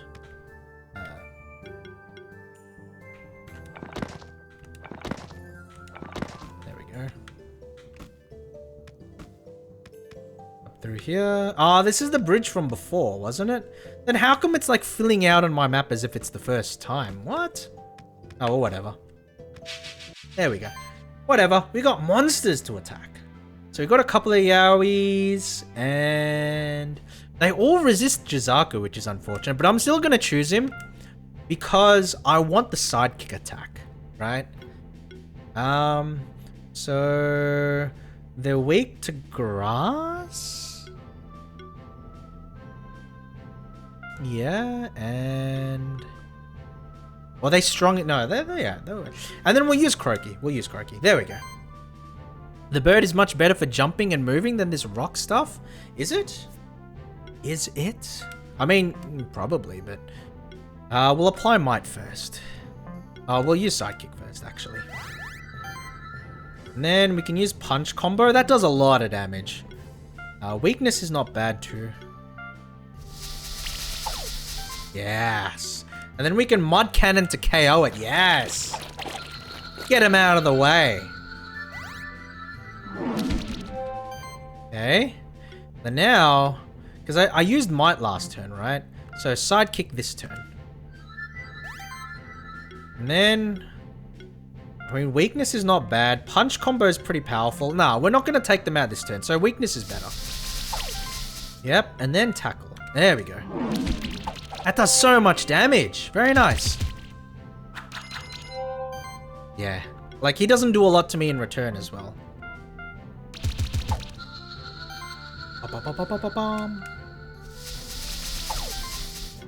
Alright, I'm getting the hang of this, guys. I think I'm getting the hang of this. Like, it's still not 100% or anything, but I feel like I'm getting better at it. Nice. Got him. Victory. There we go. 4 stars this time. 4 stars. Not perfect, but not bad. We got another Yowie egg. I mean, do I want to hatch it? I don't know. The bird is much better for jumping and moving than the rock stuff. Get used to it? Alright. But then how do you jump with him? Right? Like, the bird just like takes me like 1 square up, but then I can't jump with him. Jump first. Oh! Oh! Oh, I had no idea. That's... Okay. I'm pretty sure you mentioned that before and I just forgot. Cool. Cool, cool. Thank you, Jizaku. Obtain Tome and obtain Potion. Very nice. Very nice. Ah, okay. Okay, unfortunately we couldn't get up there. No, that's cool. That's cool. Thank you. Thank you. Whee. That's cool. I like the bird. I like the bird. Bird's cool. Bird's cool. Alright, let's go down. I just want to see if there's like anything that I missed earlier, right? See if there's any... Oh, yeah, no, I'm dying there, right? I'm definitely not gonna live through that. Anything down here, though? No? Okay. Can I squeeze through there? Probably not. Okay, if that's the case, never mind. Alright, there we go. Ooh, nice. 100G. 100G. That's a lot of gravity.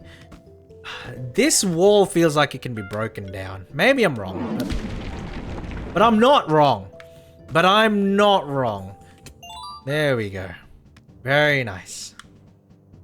There we go. Alright, I'm not used to like Metroidvania type games. It's still quite new to me if I'm being completely honest. Where were you when Toru was right? Well, I would hope that you guys were here watching this stream and having a good time. Alright, let's go. Let's go. I want to get one of these cat zerkers, right? I want to get one of these cat zerkers. We're definitely going to choose Croaky here. I do like Jizaku, but like the cat zerkers do kind of like resist him. But like he's still really strong with the buffs, right? And then probably Alistar would be a strong bring as well. Alistar would be a strong bring as well. Rogue wouldn't be too bad, but I think Alistar is the stronger bring. Just based on types. We'll go Might first. Then Slime Shot, Acid Rain. Acid Rain would be pretty powerful actually, because then I can just like smash through one of these cat zerkers. There we go. There we go. And then you just demolish him. Bam! Okay, unfortunate. Those burns aren't fun. But side kick. There we go. Bubble Burst almost KOs it. Let's go for it. Because then you get the additional proc at the end. I was concerned that the proc doesn't take into account like you see like the red projection, right? That doesn't take into account the additional proc at the end from the buff, right? So, you know, that's good. Bang. Okay, yeah, should be fine. Got him. Very nice. 4 stars as well. Please give me the cat zerker. Yes, we got both. We got both. Let's go. Oh, let's go. Look at those level ups. Fantastic. I would say if you don't use consumable items in this game, it should be challenging enough for you, Toru. Okay. Good to know. Good to know.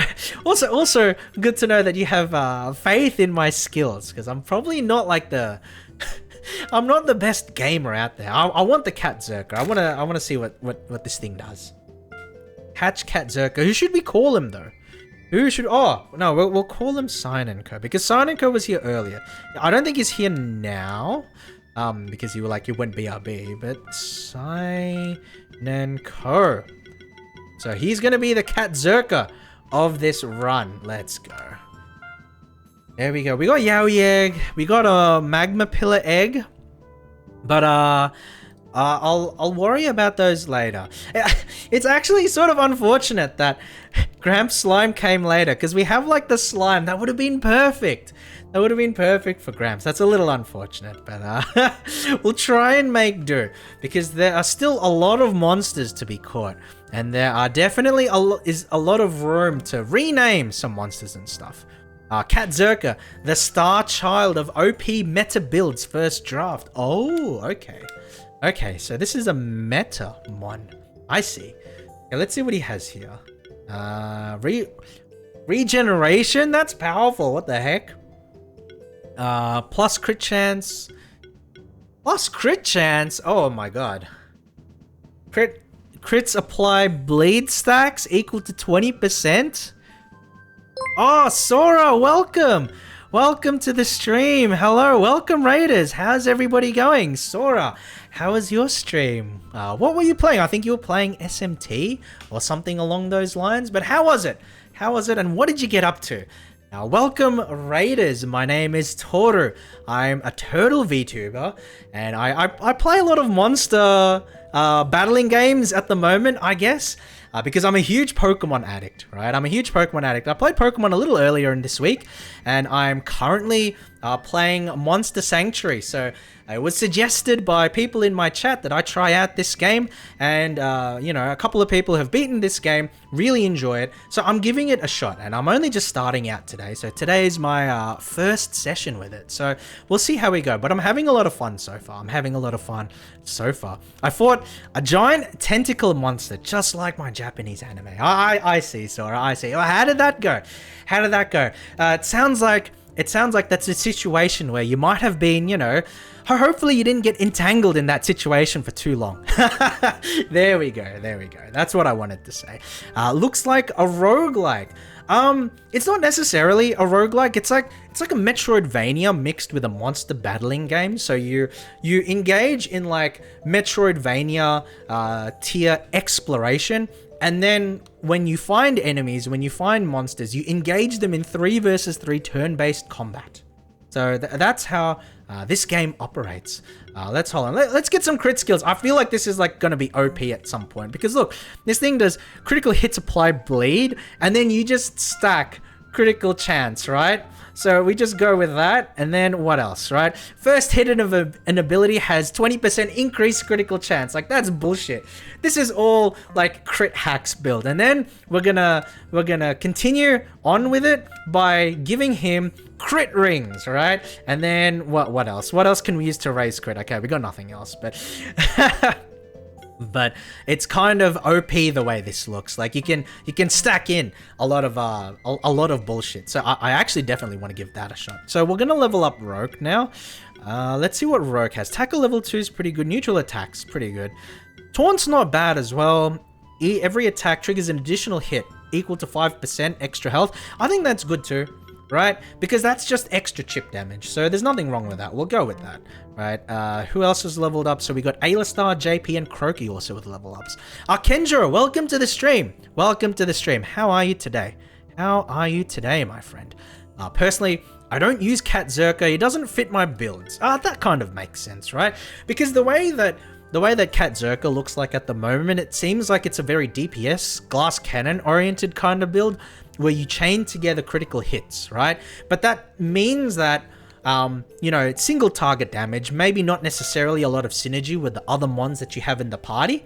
So potentially it could be a situation where, you know, you prefer other mons for the synergy, you know, with the monsters that you have in the group. Yoshilith, welcome. Hi. How are you doing today? Welcome to the stream. Good to have you here. I'm pretty sure you came with the Sora raid, if I'm correct. I think I've seen you in Sora's chat before, so that's why I say that. But welcome to my stream.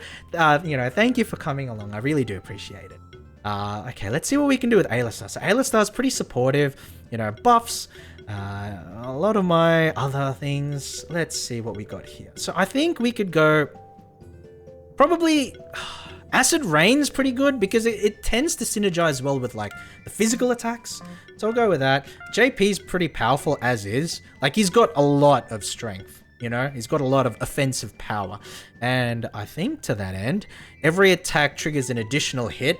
Like, all of these ones are really good, but I'm going to go with the extra... Now, what we're going to go with this. We're going to go with the defense proc. Right, and then Croaky, our starter. Our starter is like a sort of mixed attacker. Every hit has a chance to apply poison, which is pretty good. Applies barrier buff to the whole party is really strong. No, all monsters in the party receive 7.5% less damage. That's very good. That's very good. I'm gonna do that. Like, at the lower levels, it doesn't matter that much, but you know, all of that builds up, right? All of that definitely builds up. Oh, thank goodness you said Synergy, the name of this game. I can only imagine, Rogue, because I know that my only frame of reference for anything whatsoever is like Pokemon. But my frame of... Okay, that didn't do anything. But definitely when I play doubles in Pokemon, you know, synergy is quite important, right? Synergy is quite important. Oh, what are these? What are these? Okay, wait, hold on. This is like a water orb, right? So the slime should be able to... Yeah. Ooh, let's go. Let's go. A couple of potions. Not bad. Not bad. Alright, so do I have anything that can activate a fire orb? Nothing at the moment. Oh, you can cut through vines. That's pretty good. But I do have like a... I do have the magma pillar. So I'm pretty sure that the magma pillar will be able to do it, right? Egg. Yes. Alright. So... So, who do we name the magma pillar after? I don't want to name him, like, Slime, because, like, Gramps was like, Gramps should be a slime, you know, not like a magma pillar. Mixed Fudge says, "Do you like fudge?" I don't necessarily eat a lot of fudge, but I think it's alright. Like chocolate fudge is alright, I guess. Mixed Fudge. How are you doing today? How are you doing today? Welcome to the stream. Welcome to the stream. Glad to have you with us. I think Magma Pillar. Let's go. Welcome back, Sign & Co. Welcome back. Welcome back. I think, let's see. You succeeded the test? Oh. I like to use Magma Pillar. He does fit a fun build later. Ah, okay. Cool, cool. Now you get fudge. Okay. Thank you, Sign & Co. Thank you. Thank you. I appreciate the fudge even if I don't. Oh, wow. Thank you. Thank you for the raid. Thank you for the raid, Fudge. Really appreciate it. Welcome, welcome. What were you streaming? What were you streaming, Fudge? What were you streaming? And welcome, Raiders. Thank you for the follows, guys. Thank you for the follow, Finn Penguin. Thank you. Oh, my goodness. Oh, my goodness. Let's see. Who else? Who else? Thank you for the follow, Sep Wolf. I really appreciate it. Really appreciate it. Fudge was playing Hollow Knight. Nice, nice. So that's also like a Metroidvania platformer kind of game, I guess. So this game. So first off, welcome guys to the stream. Really appreciate your presence. My name is Toru. I am a turtle VTuber, and I'm currently playing quite a few like monster-oriented games, right? I play a lot of Pokemon, but today I'm trying out a new game called Monster Sanctuary, and it has elements of like the Metroidvanias, the kind of, you know, platformer gameplay, but it melds it with turn-based monster combat, which I do like. And you know what? Oh, welcome guys, everybody who said hello, and you know, the Fudge raid, welcome. So let's actually name. Yeah, okay. So let's actually name. Since you arrived with the raid, let's name the Magma Pillar after Mixed Fudge. Let's go. So here we go. We have, whoops. Thank you for the follow, Katie. Thank you for the follow. Really appreciate it.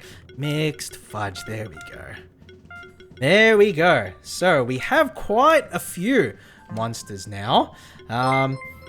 Ooh, thank you for the follow, Yashilith. Appreciate it. Thank you very much.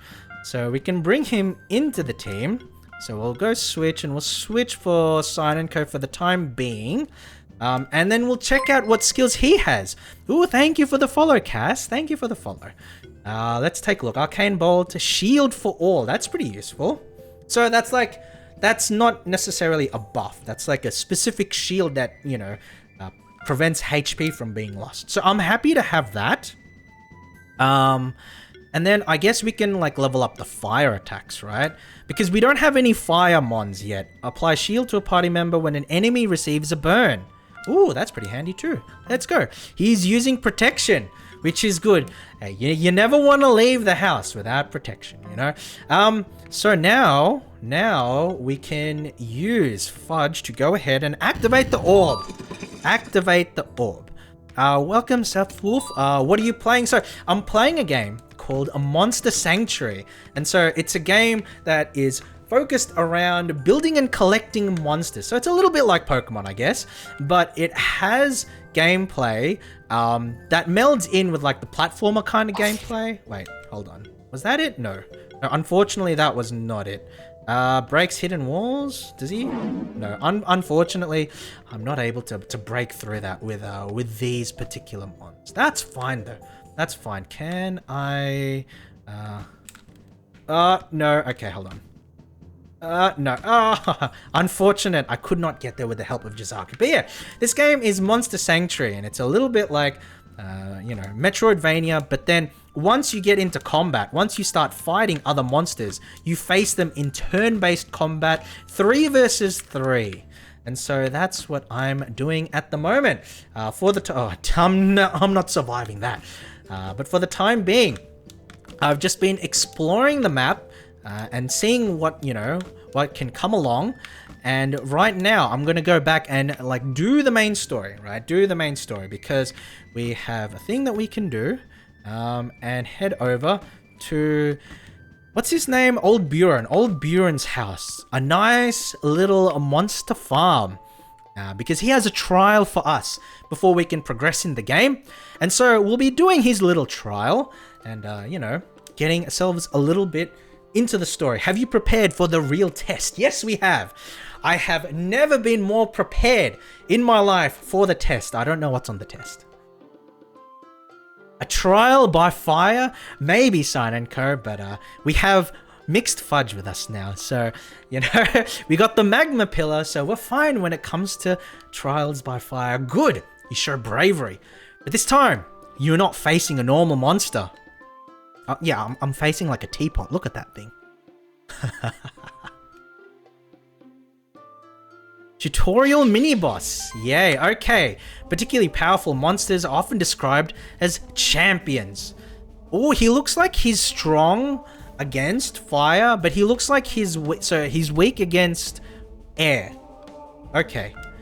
They have more health, do more damage, and can act multiple times a turn. It is your job as a monster keeper to take care of them.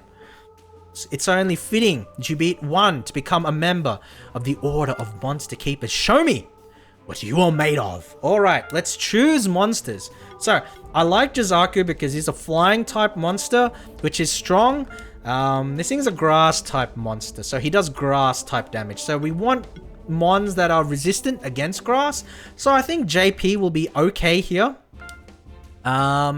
Unfortunately, he's strong against fire, so Fudge is probably not that good here. And I want to give Roke a shot because I haven't tried Roke yet, so I want to see how he handles in battle. So we've got our three monsters here, and so Jizaku is going to start off with Might, which is like a strength which is the strength buff on the party. So we're going to spend the first turn just playing like a little bit defensive, you know, getting up buffs, chipping away at our opponent. So there we go. So we got weakness on him. Oh, Ice Hail. Ice Hail does like nothing, but beating does a decent amount. And tackling does a decent amount as well. So we'll use tackle. We'll use tackle. He's got a lot of HP. Look at that, guys. He's got 1,800 HP. Talk about stat bloat, right? Talk about stat bloat. All right, let's go. Let's go for him. Bang. Okay, enemy turn. Oh my god, he did a lot of damage. Oh my god, he's like wrecking Jizaku. No. Alright, at this point, I kind of want to use an item. No. I'll use another mon to heal up Jizaku. I see you're tackling the problem pretty well. I don't know. He did a lot of damage, Silent. He did a lot of damage. I'm not so sure I'm tackling this too well. Wow, that punch combo does a heap of damage, though. Yeah, I gotta use that. Bang, bang, bang. Alright, unfortunately, I got no healing. So, I guess small potion's fine. There we go. Switch into healer. I'll be switching into healer next turn, probably. Alright, very nice. Now, we can start using air sickles, which is, you know, strong. But I guess... Hold on. So, switch monster... Weakness... Yeah, I'll switch into monster for JP. Let's switch into monster for JP. So, who would be good here? I think Alistar might be good, or Croaky might be good as well, because they do strong physical damage. Thank you for the follow, Lucille. I really appreciate it. Thank you for the follow. How are you doing today? How are you doing today? You got this. I believe in you. Thank you, Katie. Thank you very much. Yes. Yes, the power of friendship is on my side, as Sign & Co says. As Sign & Co puts it the best, you know? But yes, we've got the power of bonds and friendship. Yes, I think we can get this. I'm gonna swap in probably Alistar, because Alistar's got like other debuffs that I want to tack on. So yeah, Air Sickle does a decent amount here. Also Alistar's like a dedicated healer, so that's good for that purpose, you know? Good for that purpose. Okay, Rogue's eating like a lot of this damage really well. He's eating a lot of damage really well. Wow, that pun comes with a ticket. To hell with it. Well, you know what? You know what, Sign & Co? Fine. To hell with it. To hell with it. I'll say more puns then. Alright, so Acid Rain to break armor, and then tackle again from Rogue should be like pretty good damage, right? Because we get the armor break going on. Yeah, there we go. Shield level 2. All right, so he has like a defensive thing now. That's fine. We can just keep spamming air sickle. It should, you know, do a decent amount to the shield. And what we can do here is, I guess we can heal, right? Yeah, we can heal Rogue, and then it'll have like a minor proc that also heals Jizaku. So I think that's probably worthwhile. You know, pun away, show your worst. Thank you, Katie. It's always good. You know, it's always good. It's always good when people play along and, you know, when people encourage my worst behaviors. Highest damaging move last to benefit from combo modifier. Ah, okay. If that's the case, then 100% tackle. There you go. There you go. Thank you for the pro tip, Jizaku. Thank you for the pro tip. What's a pirate's least favorite letter? Well, I don't know, Sign & Co, but I can tell you their most favorite letter. R. I like to encourage people towards chaotic. Where possible, yes, Katie. Chaotic pun. You know, it's like the morality alignments from D&D, but it's like instead of like chaotic evil, it's just chaotic pun. That's definitely where I'm at. That's definitely where I'm at. Dear sir or madam, your IP address has been flagged for illegally downloading movies. We'll have to suspend your account pending further investigation. Oh no. Oh no. You can't do that to me. You can't do that to me, Sign & Co. I've downloaded so many movies, and there's so many puns in those movies that I need to write down and use on stream. You can't do this to me. But we've nearly got him down. We've got a... Oh, that's the pirate's least favorite letter. Ah, okay. I get that. Very nice. Okay, I get that. Took me a second. All right. I respect that, Sign & Co. I respect that a lot. Very nicely done. Oh, we're not going to switch monster here. We're going to bring down the acid rain. And then we're going to finish him off with a big tackle. Bang. There we go. Victory. Combat duration 7 turns. Not too bad though. 3 stars. That's okay. In general, I'm bad at damage. I'm only decent because of the combo buff. Ah, well, you know what, Rogue? You know what? You said earlier that synergy was the key word here. And so it's important, you know, to keep synergy. So it doesn't matter if there's not a lot of direct damage. If you can combo together, you know, with your synergy and get damage multipliers, that's more important, right? That's more important because what is better? What is better than someone who hits hard, right? What's better than that is the power of friendship, the power of combos, the power of anime. Yar har har, shiver me timbers. Oh my goodness, guys. Oh my goodness. I will say, I hope you guys, you know, even though you're coming at me with this pirate lingo, I hope you don't dare think of pirating this game, because this game is great. I really enjoy, like, I don't know. There's something about monster games that where I just really enjoy, like, cute monsters and like the idea that you work together as a team, right? And when it comes to Pokemon, I'm so far gone down the competitive battling rabbit hole that I only think in terms of, like, you know, what's efficient, what's optimal. But when it comes to any other monster game, I think of like how cute it is, right? And so that's what I'm really enjoying here. I like the pixelated art style. It's fun. Congratulations, young one. You have defeated your first champion, and therefore you are now a keeper aspirant. Yes, nothing more is required of you. However, stay a while and listen, won't you? Because there are things going on in the sanctuary that trouble me. You see, monsters can't become this powerful by normal means, and champions usually don't accept other monsters beside them or a keeper in control of them. We're ever closer to finding One Piece. Oh, you know what? So, it's kind of funny, because I remember a long time ago, I was sort of interested in like watching One Piece and like that kind of anime and that kind of thing. But I remember avoiding it at the time right? Avoiding it at the time because I had other stuff that I wanted to watch, and so I prioritized other shows. So I think back then it was like Full Metal Alchemist and that kind of thing, right? So I ended up prioritizing those sorts of shows instead. But then now when I look at it, like One Piece is such a long series because it's still going, isn't it? So my question, if anybody there is listening, or if anybody there has watched One Piece or read through the manga, right? Has anybody like read through all of One Piece? Are they completely up to date? Because I imagine, just considering how like where the manga is, I imagine that there is so much to go through, and to start, you know, One Piece from the very beginning must be the most daunting task, because there's like, what, like 900 chapters of the manga or something like that? And there's so many, right? There's so many anime episodes too. Yeah, the anime just... 1,000 episodes? What the heck, Sign & Co? Can you imagine? I'm like, oh my god. 1,000 episodes of anime? I don't know if I could do that.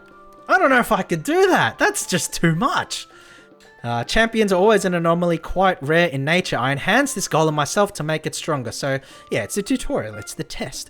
You're currently on episode 746. You know, that's a very long way across the manga, across the anime. But that's still like only 3/4 of the way through.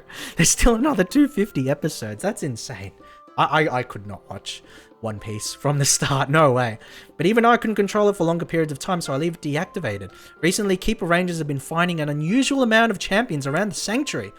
I regularly receive letters by viral mail from rangers who are stuck in the distant reaches of the sanctuary, fighting against champions. If it weren't for my old bones, I'd go out there myself. But at least I can keep the Keeper's trail safe. I trapped the champion in the caves in this area. You can take care of it if you feel up to the task. Alright, let's do it.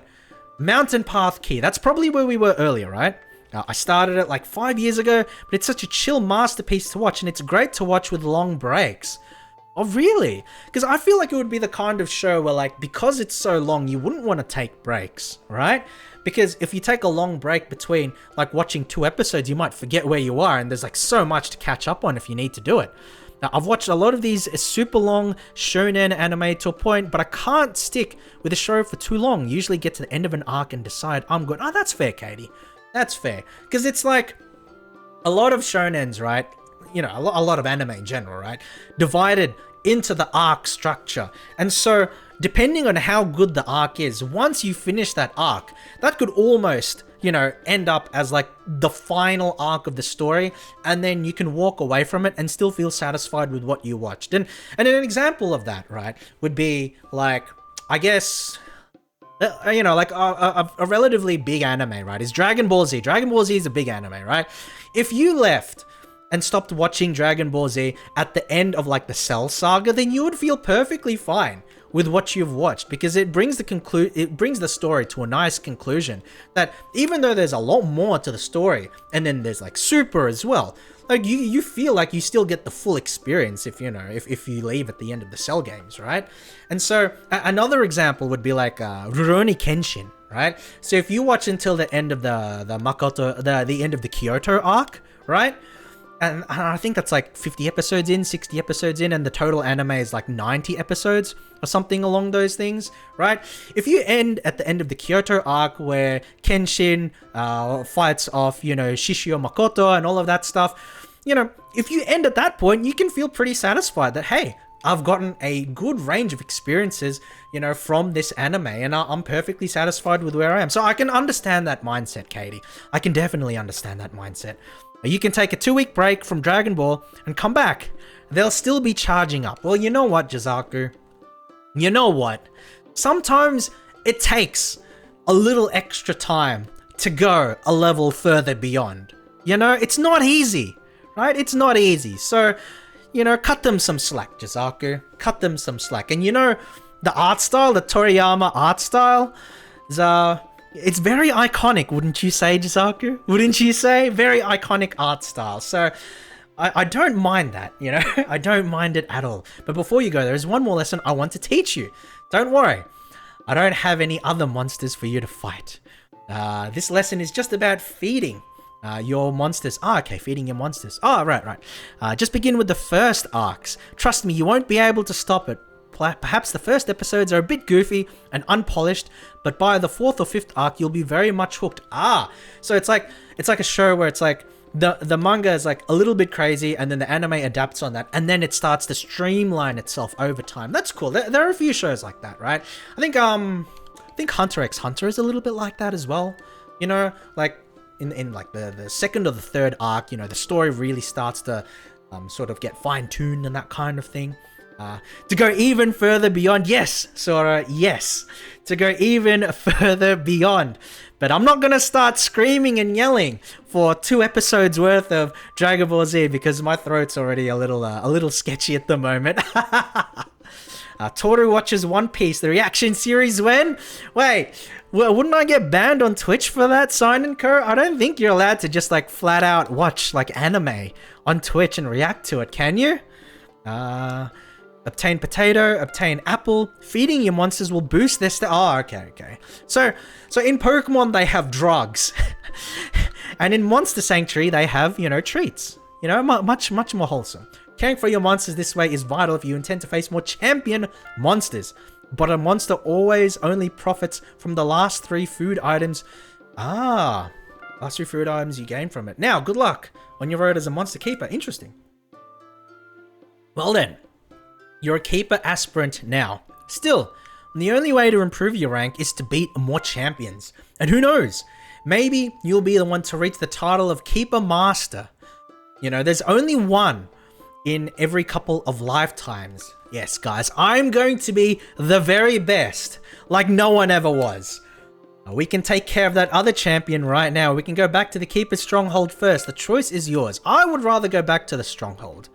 Actually to save the game and have a little bit of a chat before ending up the stream. And part of the reason, like I've been going for a couple of hours. I can probably still go further, but I kind of want to rest up because I don't know if you guys like are avid VTuber watchers as well, like myself, but I stayed up a little bit too late last night catching a particular VTuber related event, and so I went to sleep at like 2 a.m. in the morning, 2 a.m., 2:30, and then I needed to wake up for work at like 6:30 a.m. So I'm very low on sleep, and that may be one of the reasons why I'm so talkative is because I'm a little loopy and I'm a little out of it. So I think we're gonna try and make our way.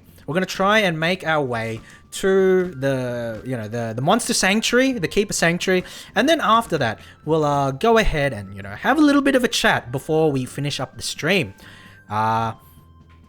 It's not a Twitch series. Oh no, Sign & Co. All the loopholes. All the loopholes for One Piece. All the loopholes. If it was on Prime, you could. Food is a super... Oh, wait. If it was on Prime, you could. I didn't know that, Kenjo. I didn't know that.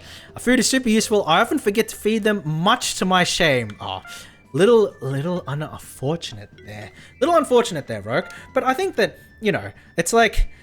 If you forget, it happens, right? I don't think I need any of these right now. I have to be honest. Ooh, Jisaku leveled up. Let's check his skills. Right? Power. Now this is power. Here we go. So I was instantly hooked to the Hunter exam arc. Oh, okay, Hunter exam arc. So Hunter x Hunter. But obviously starting from the York New City arc turns from a good anime to a masterpiece. Yeah. Yes.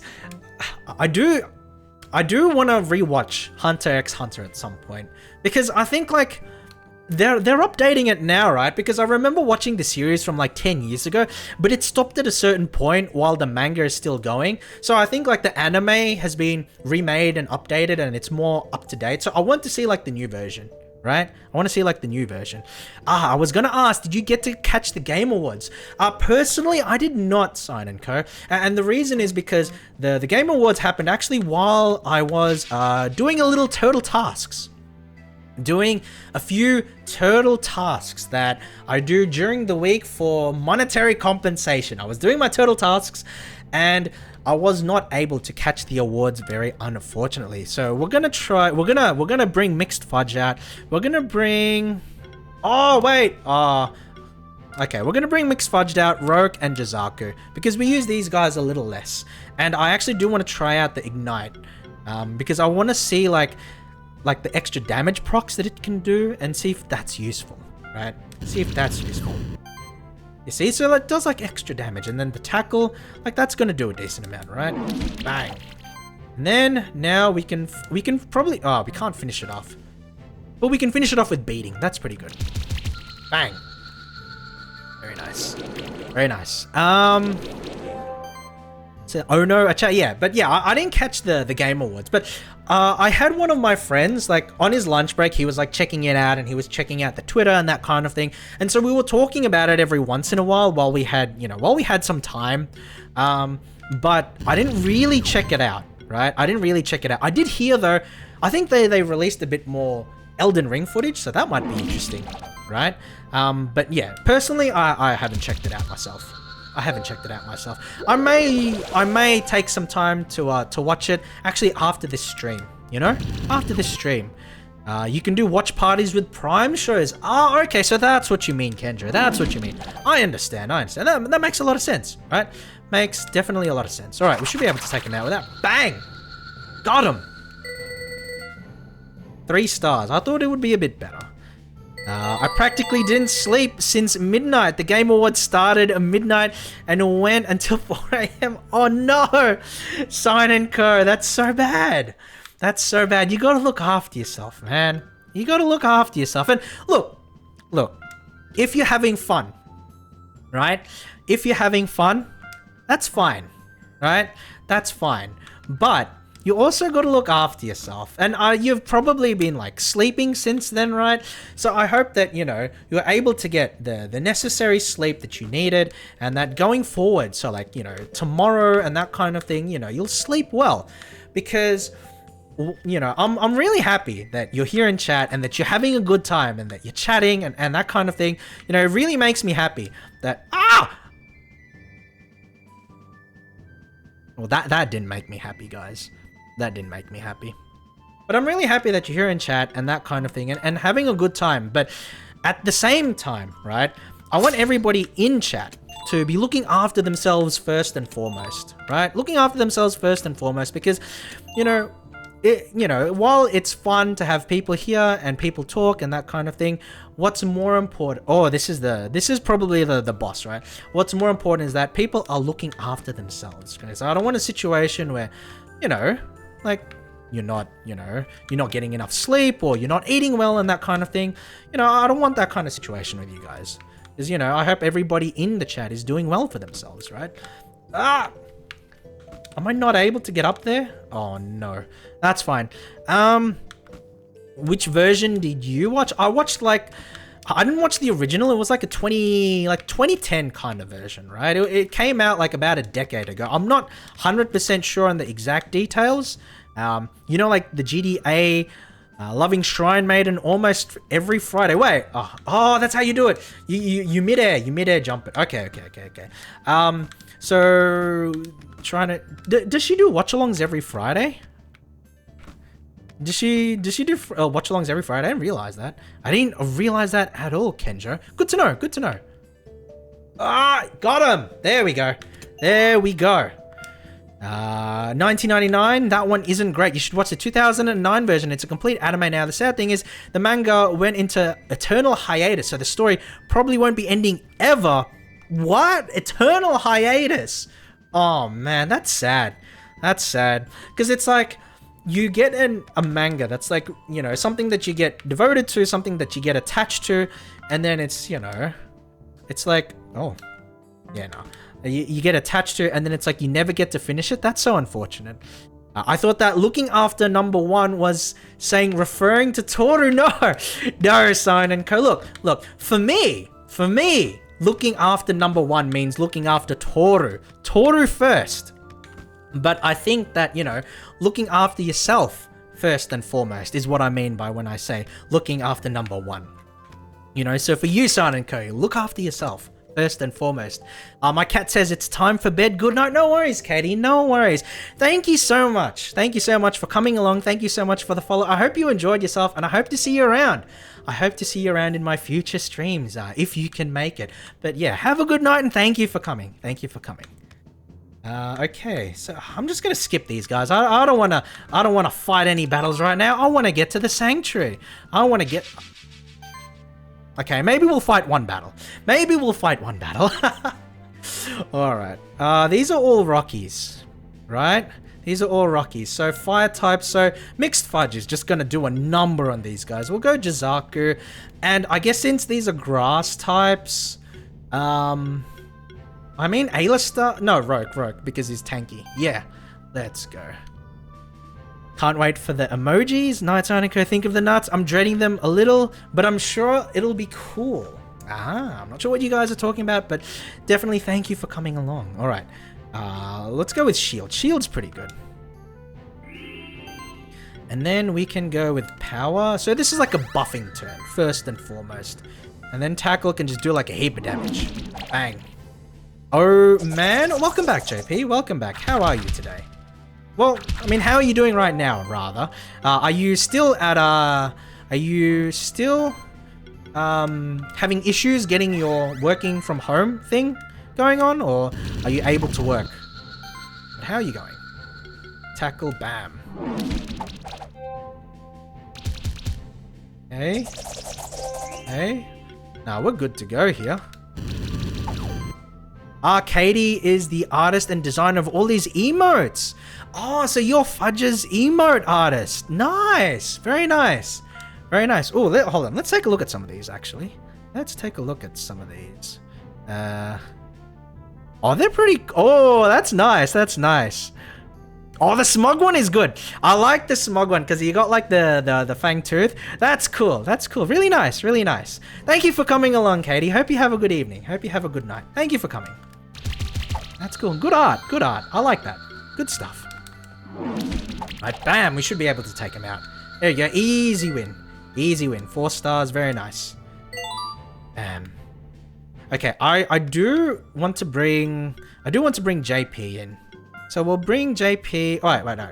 Let's level up. I'm gonna take out Croaky for the time being, and then we'll bring in JP. But also we'll check Croaky's skills. We just unlocked more emote slots. So right now we've got a poll going on about the fate of the new ones. Winning ideas are questionable at best. Oh, that's so cool. That's so cool. That's very nice for Fudge. Very cool. I like that. I like that. I hope you guys are having fun with it. I hope you guys are having fun with it. Definitely, like, as the emoji artist, like, once you put everything to chance, right? Once you put everything to chance when it comes to, like, the community voting on emotes and everything, like, it's just chaos, right? It's just chaos. But yeah, no, that's cool. That's very cool. All right, well, Taunt's good for the tankiness, and let's level up Roke a little. And Roke should be able to apply channel to party, so that increases like magical damage, and we can use supply. That's pretty handy because that's like an immediate regeneration aura.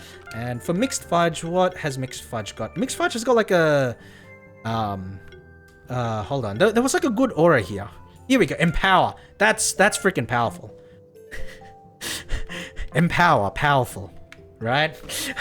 That wasn't even an intentional pun. It was just something that you know, something that I couldn't help but say. All right, so we're gonna try and make our way. Was it up through here? I don't even remember. But if it was, we're gonna try and make our way over to the keeper sanctuary, right? The keeper sanctuary, because we want to go ahead and find a safe spot for us to save and finish up with the session, so we can have a little bit of a chat before I finish up the stream. And, you know, maybe I can look for someone to raid and, you know, send you guys over to another exciting streamer, probably like a VTuber or something, right? Probably like a VTuber. So we'll see how we go. Empower, very Dragon Ball-esque. Oh, you see these dodging skills. These cat zerkers have nothing on me, you know. cat-like reflexes? No. There's no such thing as cat-like reflexes. There's such thing as turtle-like reflexes. That is what fast reaction time is made of, guys. And yes, that was just like a simple jumping section, you know. All I was doing is moving at normal speed, you know. You don't need to tell me that. I'm just, you know, I'm just happy. We arrived back at the Keeper's stronghold. The stronghold has served as a base of operations for the Monster Keepers for centuries.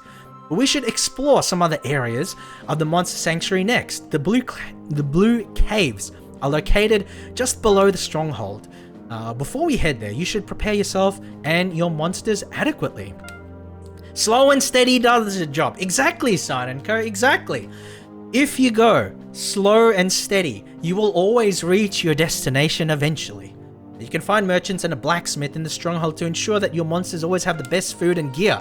If you ever feel lost and aren't sure where to go next, you can go to your menu and use the talk feature. The talk feature allows you to ask me about our current objectives. Alright, that's fine. But we'll save and we'll quit here. So, here we go. Let's close this game and then head over to the chatting panel, shall we? There we go. So how are you guys today? How's everybody today?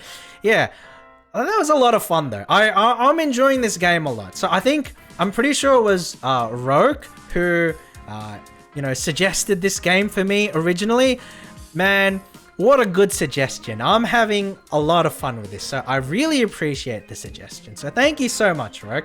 And also, Jizaku has been going back and forth as well, giving me some hints and talking about, you know, how much he enjoys the game as well in his own time. So thank you, Jizaku, as well. I really appreciate that.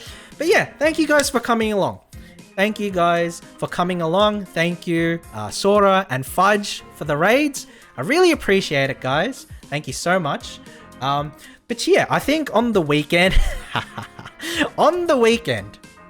I'm probably going to go ahead, right? I'm probably going to go ahead and play a little bit of Pokemon off stream to go ahead and, you know, secure my team so that I can come back a little bit later for the stream and then we can do another attempt at the Elite Four, another run at Cynthia and that kind of thing. So that's probably like the main stuff that I'm going to be doing. But I'm also doing a few other things here and there. So I'm not sure if necessarily the newer watchers would be familiar, but the older watchers would know that I'm very into PC technology and I'm almost at a point, right? So I have like an ongoing series where I discuss and talk about a system that operates without a graphics card because it's really expensive right now. Graphics cards are so fucking expensive right now.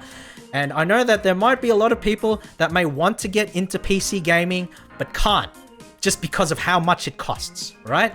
And so I want to put content out there to talk about how there are other options. There is like another way where you can, you know, get your foot in the door when it comes to PC gaming, 1080p, you know, like low settings, 30 FPS, like just basic, you know, level gaming. And then you can get yourself a GPU once prices start to improve. And I have a whole list of games. I have a whole bunch of games. I don't remember where I saved it. I don't remember where I saved it, but I have a whole bunch of games. And I've done benchmarks for them. So it can give you a good idea of what genres you can play, modern titles that you can play, and what kind of performance you can expect out of them, you know, with certain particular settings. And so I want to go over that because it'll be like a review stream and we can chat. We can chat about, you know, a lot of these genres. We can chat about a lot of the games and we can chat about the technology because that's the sort of stuff that interests me as well. Lectures, it will be like a lecture series or like a lecture stream. It'll be more of like a review stream, if that makes sense, Sonica. So if you've seen like a review on YouTube about something, it might be structured a little bit like that with a little bit of like a just chatting or Zatsudan on the side. Is there really PC gaming without graphics cards? Yes, there is. There is, in a sense, right? So when I say graphics cards, I refer to the external, like, hardware that, you know, runs graphics for your system. However, there are computer chips out there that run with integrated graphics chips. So you don't need the additional slot in card, and that's the one that costs like $1,000+, right? So you don't need the additional add-in card, and then you can just run off your main, CPU chip. And obviously, there are a lot of compromises that you need to make in order to make it work. However, it is possible, and it will be possible under certain settings, right? And so that's what I want to showcase. I want to show that, hey, it is possible to, play 1080p, maybe, 30 FPS and that kind of thing, even if you don't have a top-of-the-line gaming PC. And then you can just, buy a graphics card later, once the market is, less awful, if you will. But yeah, that's what I've got planned in the future. I've finished all my benchmarks now, and so it's just a matter of how to organize all the graphs and all the data into something that I can present to you guys, and I'm hoping that I'll be able to do that in the next couple of weeks. But another thing that I want to do, right, so I'm definitely continuing this game next week. This game's fun. I'm continuing this game next week, and I don't know if I'm going to continue Nexomon. I don't know, I have been playing Nexomon as well because I'm getting really into the monster raising games, the monster battling games, and Pokemon is a non-negotiable. I'm going to be playing Pokemon, but the other game I was playing was called Nexomon, and it's kind of like Pokemon Light, if you will. Nexomon. But I'm kind of enjoying Monster Sanctuary more. I feel bad because I went and bought the game, right? But I'm kind of enjoying Monster Sanctuary more, so I might be playing this game instead.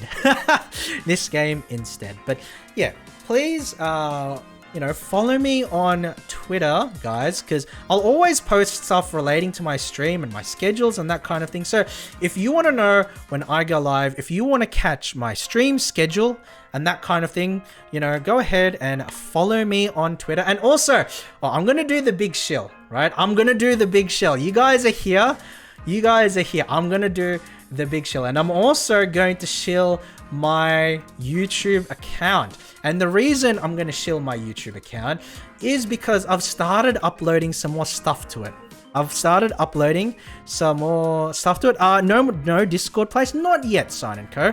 Not yet. So the thing is with Discord, it's I kind of want to make my own server, but I don't feel like I have enough people yet, right, who would join. And so I think that once I grow a little bit more as a channel, as a content creator, as a streamer, at that point I will probably make a Discord server and have a place for everybody to catch up and that kind of thing. And maybe we can do the One Piece watch along in the Discord one day in the future. Maybe, we'll see. But I'm going to shill my YouTube channel as well. I'm putting it there in the chat because I've started uploading a little bit more content to it recently. So for months and months, I've left my YouTube as a barren wasteland where there's been 0 uploads. But in the last week or so, last couple of weeks, I actually have been going through and uploading some clips, uploading some skits, and uploading my VODs, right? My stream VODs, because as you guys know,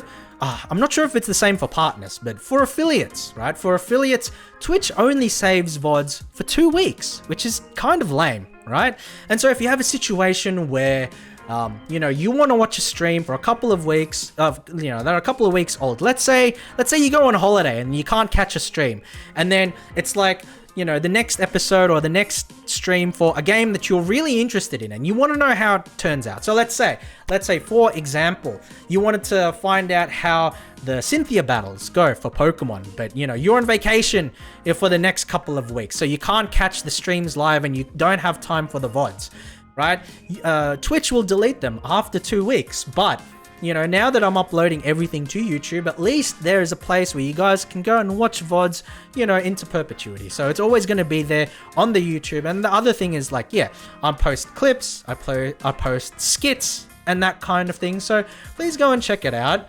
Doing the big shill, just trying to advertise myself a little bit to you guys. But yeah, please go check it out because I do relatively frequent uploads now. And so for today, right, I'll be uploading the little skit that I did at the start of the stream.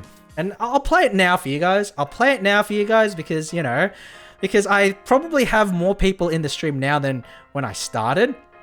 But I made a little skit, coming into Monster Sanctuary and so I'll just play it for you guys now, but I will be uploading this on YouTube later. And look, okay, it's a low effort skit that I made like 20 minutes before I started the stream, but please understand, I am a small independent content creator. Please understand. All right, hold on. Let's go. So let's just hold on a second. I'll mute myself, and then we can put this up. So this is, you know, this is the kind of like skits and like the kind of shit posts that I kind of want to do in my streams going forward, right? And so that's why I have a redeem for 2,500 channel points, turtle shells. I don't know what I call it anymore. But for 2,500, it's like record a meme scene or like record a meme buckaroo. And the idea is that, you know, you guys might want to redeem it if you want. You don't have to, obviously. But if you want to redeem it, you know, you can give me like a scene or a copy pasta to read out. And then I will try and, you know, make something fun to show off on the next stream related to that copy pasta or that scene or that idea. But yeah, that's the hope. But hold on. And I'll show you guys like the kind of skits that I want to do, like the kind of shit posts. So like this, Sineco, like this. So, is this Monster Sanctuary the quaint indie game that combines Metroidvania exploration mechanics with turn-based battling of monsters that you yourself raise? Well, I'm clearly good at the latter, as evidenced by my strong performance in Pokemon Brilliant Diamond against Cynthia. Anyway, I'm good at platformers too. Just watch. Here we go.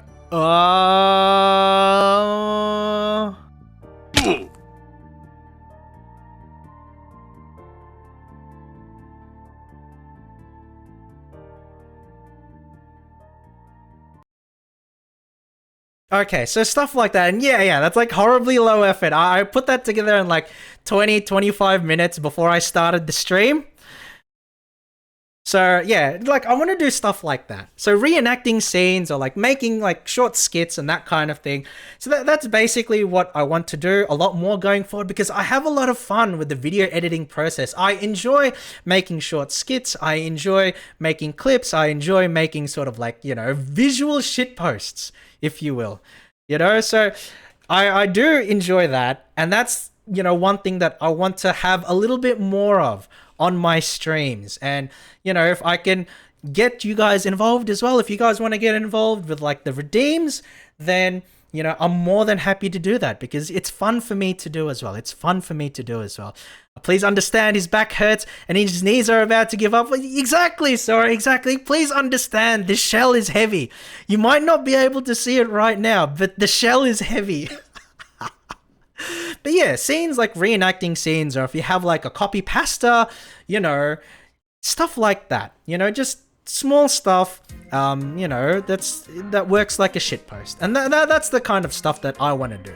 When did that happen? I thought it was your first time playing. Yes, Silent Co. So it's my first time playing the game, but I just grabbed some screenshots off the internet to use as like the fodder for it, you know, to use as the scenes, right? So I just grabbed some screenshots, and then the idea was that at the end of the clip, it would like transition out from the clip and then go right into me at the main menu. Because if you actually check the screenshot, the one with that said Monster Sanctuary at the front, that's the same as the title screen. And so the idea was that I have it open, and then, you know, as it fades into black, then you get the transition into like me in the overlay with the game screen in the corner, and it's like the same scene, it's the same photo. And that was the idea. That was what I wanted to accomplish with that, if you will. I loved it. Thank you, Sonic. I'm glad you loved it. I'm glad you enjoyed it, because that's the kind of thing I want to do a bit more of. Anything you narrate instantly sounds high effort. I enjoy narrating. I enjoy reading stuff. I enjoy reading stuff and being a little bit dramatic, you know, playing it up a bit. I enjoy that kind of stuff a lot, and I'm hoping that I can do a lot more of that in my streams going forward, right? Because like the performative aspect of like VTubing is one of the things that I really enjoy about it. Like, it's fun, you know, you have like the virtual avatar and all of that sort of stuff. But what I do enjoy is, you know, when you take that virtual avatar and then you do fun stuff with it, you know, you do fun stuff with it, right? Like, you don't just like stream a game. Like you do a little bit extra, and that's what I enjoy, and that's what I want to do a little bit more of in my own stream. So I'm looking forward, you know, to doing some more of that and doing some more of that with you guys here with me. How did you train your performative skills? No training. I don't have professional training. I have a little bit of like, I have a little bit of experience with like public speaking, I guess. But when it comes to like performative skills or like improv or, you know, just like whatever, I don't have any professional training with regards to that. I have a little bit of training when it comes to public speaking. So actually, you know, I'm good at, you know, delivering speeches. Delivering speeches is more what I've learned, you know, as a turtle, but I enjoy being theatrical and being dramatic too, you know, but that's more of like a personality thing as opposed to anything that I've specifically trained for, if you will. You got it using your voice for this kind of stuff? Thank you, Sonic. I really appreciate the compliment. Thank you, man. Thank you. But we've unfortunately come to the end of the stream because like, yeah, I'm dying. I'm running on like 4 hours of sleep. So I'm gonna get to sleep probably soon. Maybe I'll watch the TGAs, but let's actually look for someone to raid.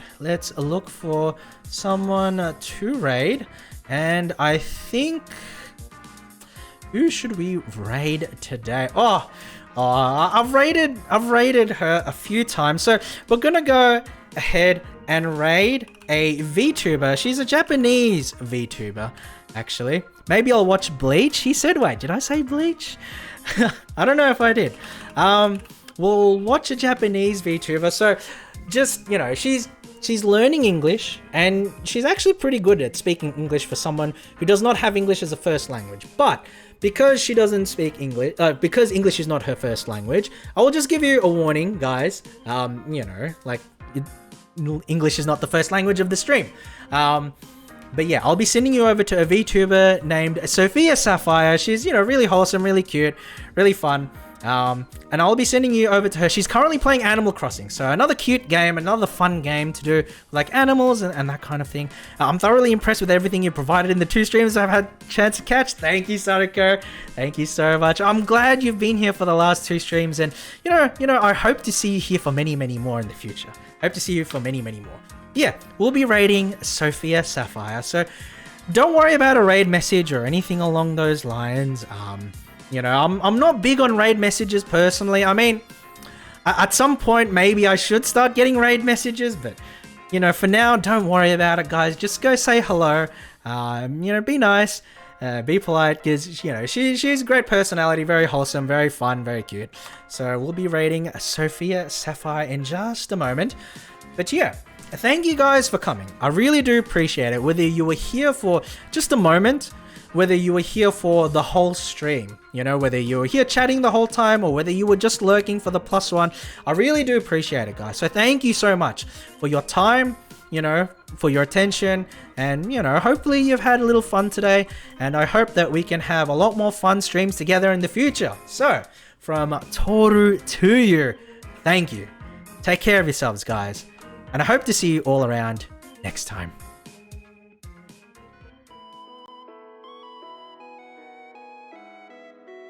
Oh, and as I go, thank you again so much, Sora Shu and Mixed Fudge. Thank you guys for the raids. I really appreciate it, guys. Thank you.